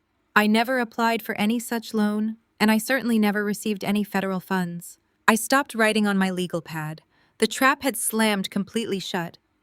The sound of the court reporter typing on the steno machine felt like a drumroll of victory. Every single answer he had just provided was a blatant, provable lie. He had just committed multiple separate counts of felony perjury on a high-definition video recording. He had lied about his liquid assets while a solid gold Rolex sat hidden in his mistress' jewelry box. He had lied about the Delaware Shell Company while the bank routing numbers proved he was the sole architect. He had lied about the ghost consulting fees while the internal server logs traced the fabricated invoices straight back to his personal laptop.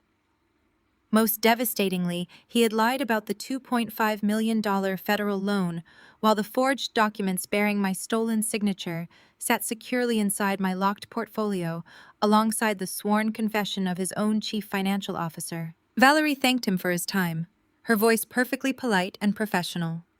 Jamal buttoned his suit jacket, stood up from the conference table, and offered a satisfied, triumphant smile to his attorney. He actually had the audacity to look across the table and offer me a small condescending nod, as if to say it was finally over and I had officially lost. I kept my shoulders slumped. I gathered my cheap canvas tote bag, pushed my chair back, and walked out of the conference room without saying a single word. I walked out into the lobby. Jasmine was still pacing the waiting area, her phone pressed to her ear. She was complaining loudly to a wedding vendor about the cost of imported orchids, demanding they upgrade her floral arches immediately because her fiancé had given her an unlimited budget. I walked right past her, a beige ghost fading effortlessly into the background of her glamorous stolen life. I stepped into the elevator and pressed the button for the parking garage. As the heavy metal doors slid shut, sealing me inside the quiet, mirrored cabin, I finally allowed myself to drop the act. My spine snapped perfectly straight. I lifted my chin, and a genuine razor-sharp smile spread across my face. Jamal thought he had just effortlessly navigated a boring legal formality. He thought he had outsmarted a naive wife and an oblivious attorney.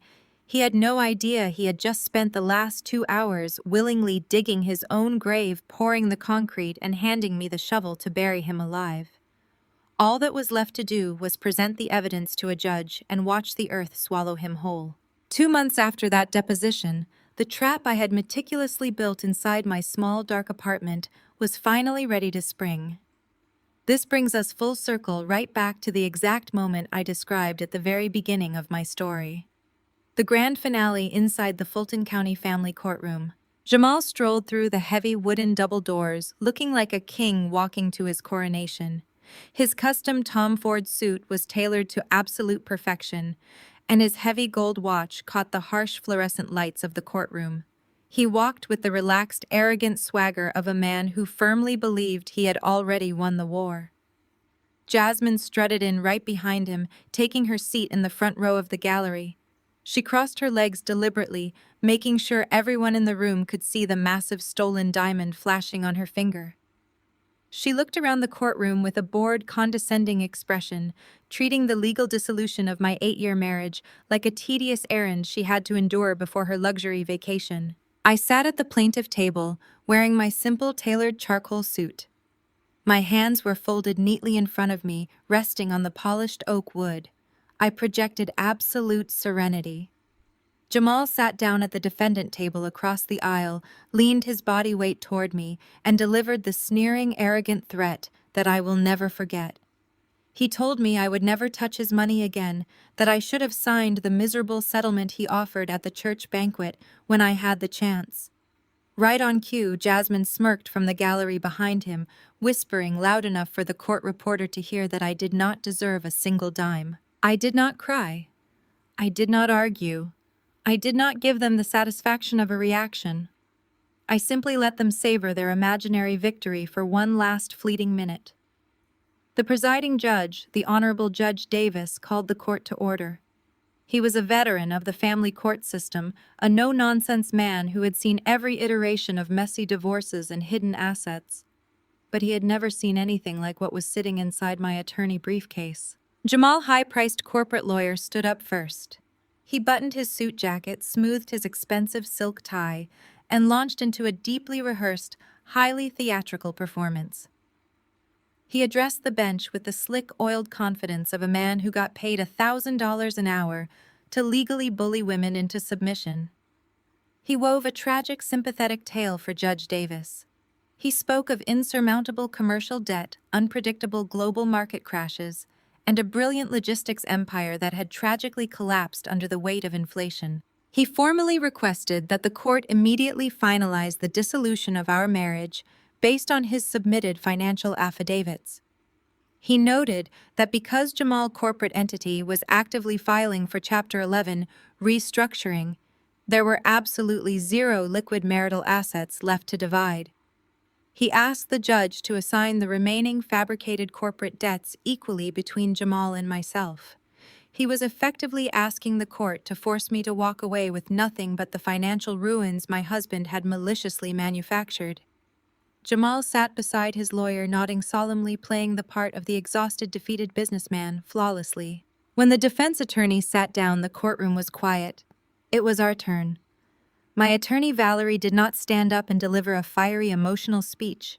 She did not argue about fairness, equity, or the moral failings of infidelity. She simply stood up, picked up the thick, sealed manila envelope containing my master dossier, and walked calmly toward the bench. "Your Honor," Valerie said, her voice echoing with a cold, lethal clarity, "the plaintiff objects to the settlement proposed by the defense.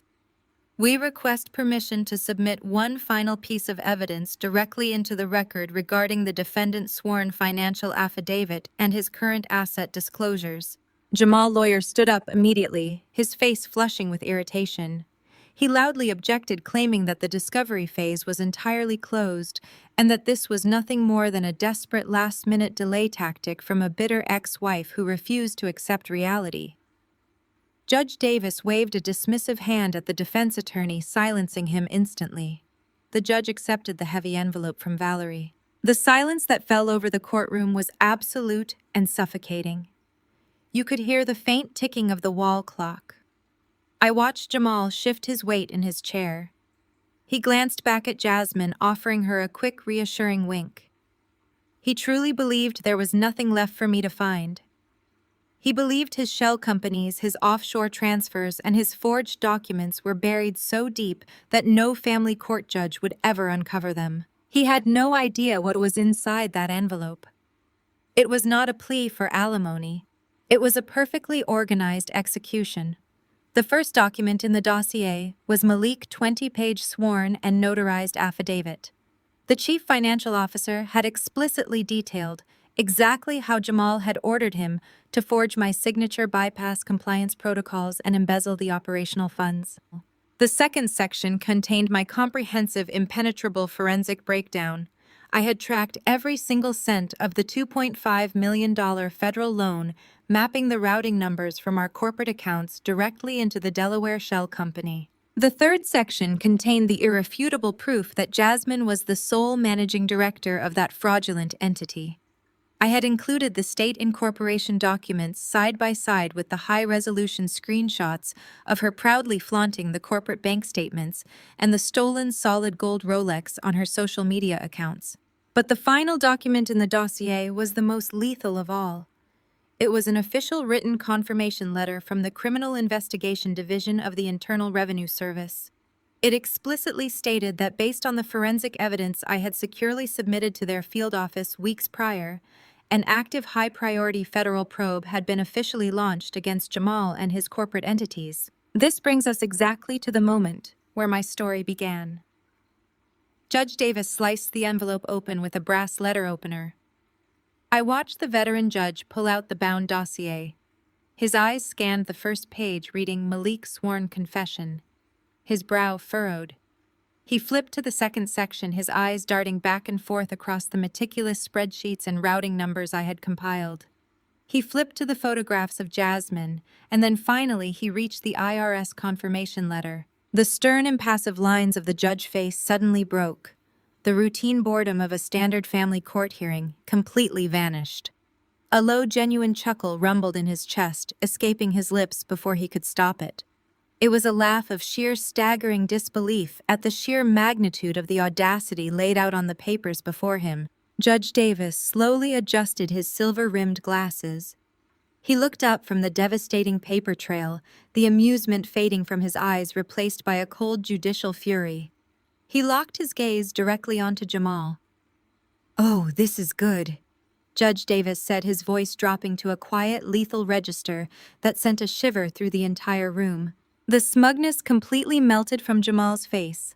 It did not just fade, it evaporated instantly, leaving behind the pale, terrified expression of a man who suddenly realized he was standing on a fragile trapdoor. His expensive corporate lawyer, who just seconds ago was aggressively requesting a swift conclusion to the divorce, now looked completely bewildered. The attorney stared at the judge, then at his own client, realizing Jamal had lied to him and led him directly into a legal slaughterhouse. Judge Davis did not mince his words. He slammed the heavy dossier down on his wooden desk. He looked directly at the defense table and formally denied the proposed divorce settlement in its entirety. The judge stated that he had never seen such a blatant, insulting display of perjury in his entire career on the bench. He officially held Jamal in contempt of court for lying under oath during his deposition and deliberately falsifying his financial affidavits. But the judge did not stop there. Because the evidence of the Delaware Shell Company and the active federal probe was so overwhelming, Judge Davis immediately signed an emergency injunction. He ordered an absolute immediate freeze on all of Jamal's assets. He explicitly named J-Star Ventures LLC and ordered a total lockdown on every single checking, savings, and investment account associated with Jasmine. In the gallery, Jasmine let out a sharp, breathless gasp. She frantically pulled her phone out of her expensive designer bag, her perfectly manicured fingers trembling as she desperately tried to log into her mobile banking application. I watched her screen flash an error message. Access denied. Account frozen. The multi-million-dollar safety net she thought she had secured was instantly locked down by the federal government. She frantically tapped the screen again and again, but the result was identical. The stolen wealth was gone. Before Jamal could even attempt to formulate a coherent excuse to the judge, the heavy oak doors at the back of the courtroom swung wide open. The timing was so perfect it felt scripted, but it was simply the result of a meticulously coordinated federal investigation finally moving into its execution phase. 2 federal agents stepped inside the room. They were dressed in sharp, unassuming dark suits, their badges visibly clipped to their belts. They walked down the center aisle with the terrifying, undeniable authority of the United States government. Jamal stood up from his leather chair, his hands raised slightly in a gesture of panicked surrender. The lead agent did not even slow his pace. He informed the court that because of the $2.5 million federal loan fraud, the undeniable evidence of wire fraud, and the offshore routing of stolen corporate capital, Jamal was officially deemed an extreme flight risk. They were taking him into federal custody immediately. The sound of the heavy steel handcuffs clicking around my husband's wrists echoed sharply in the quiet courtroom. The cold metal clamped down directly over the expensive cuffs of his custom Tom Ford suit. He was completely stripped of his power, his wealth, and his dignity in a matter of seconds. He looked back at me, his eyes wide and pleading desperately, searching for the supportive, forgiving wife he had completely taken for granted. I gave him absolutely nothing. My face remained a mask of calm, cold indifference. I did not smile. I did not gloat. I just watched him reap the exact harvest he had methodically sown. As the federal agents began to escort Jamal down the aisle, the absolute reality of the situation finally hit Jasmine. The luxury destination wedding in Cabo San Lucas was officially canceled. The lavish lifestyle was completely over. She was suddenly facing the terrifying prospect of federal indictment for her role as the managing director of a money-laundering shell company. The profound, unwavering loyalty she claimed to have for her king vanished the very second the money evaporated. Jasmine scrambled out of her seat in the gallery, her designer heels slipping on the polished floor. She pointed a shaking finger directly at Jamal's back. "He made me do it!" she screamed, her voice cracking with pure panic. "I did not know what those papers were. He brought them to my apartment and forced me to sign them. I am just a victim. He told me it was a simple tax write-off."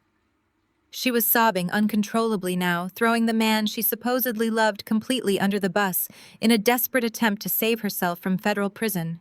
Jamal stopped walking and turned his head, staring at his 26-year-old piece in absolute shock. The woman he had blown up his entire life and risked his freedom for was actively selling him out to the federal agents right in the middle of a family courtroom. The federal agents did not care about her tears. They simply advised her to retain excellent legal counsel and continued escorting Jamal out the heavy double doors. As the chaotic noise of the courtroom began to settle, my cell phone vibrated violently against the wooden plaintiff table. I picked it up and looked at the glowing screen. I had 5 missed calls from Andre and a frantic stream of text messages from Brittany. I opened the messages. Brittany was no longer using her sweet, patronizing, racially coded tone. Her texts were frantic, filled with spelling errors and pure hysteria. It turned out that Jamal's arrogance had infected his own family. Believing that his fake bankruptcy scheme was absolutely bulletproof, he had convinced Andre to secretly invest his entire life savings and take out a massive second mortgage on his modern farmhouse to fund a stake in Jamal's new hidden venture. They thought they were buying into a lucrative secret business that I was too controlling to understand.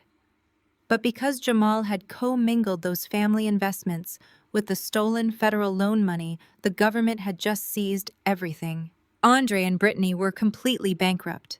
The luxury SUV, the designer bags, the pristine modern farmhouse, they were all subject to immediate federal asset forfeiture.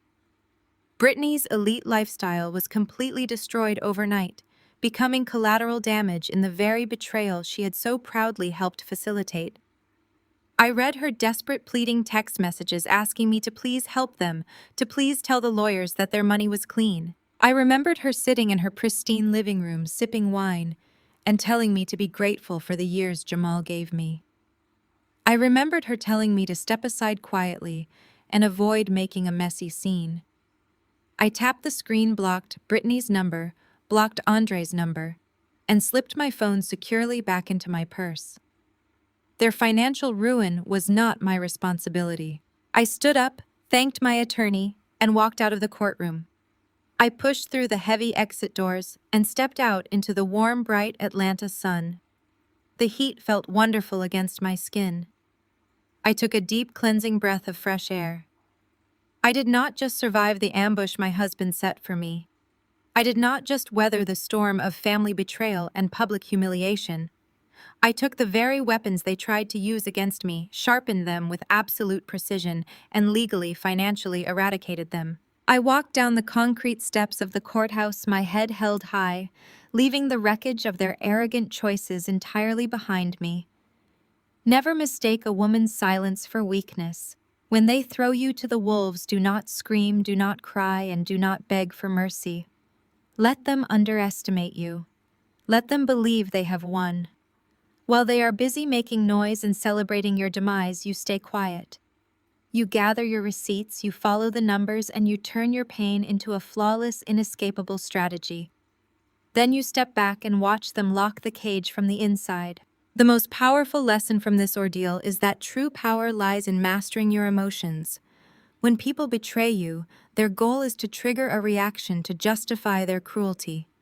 Do not give them that satisfaction. Anger is a natural response, but weaponized patience is how you win. Detach your heart and let calculated logic take over. Let arrogant people believe their own lies and mistake your quiet composure for defeat. While they celebrate temporary victories, use that time to gather your receipts. Survival is about working in the shadows until you have enough evidence to secure your future. If you have ever turned your heartbreak into an untouchable strategy, share your victory in the comments below and subscribe for more stories of reclaiming power.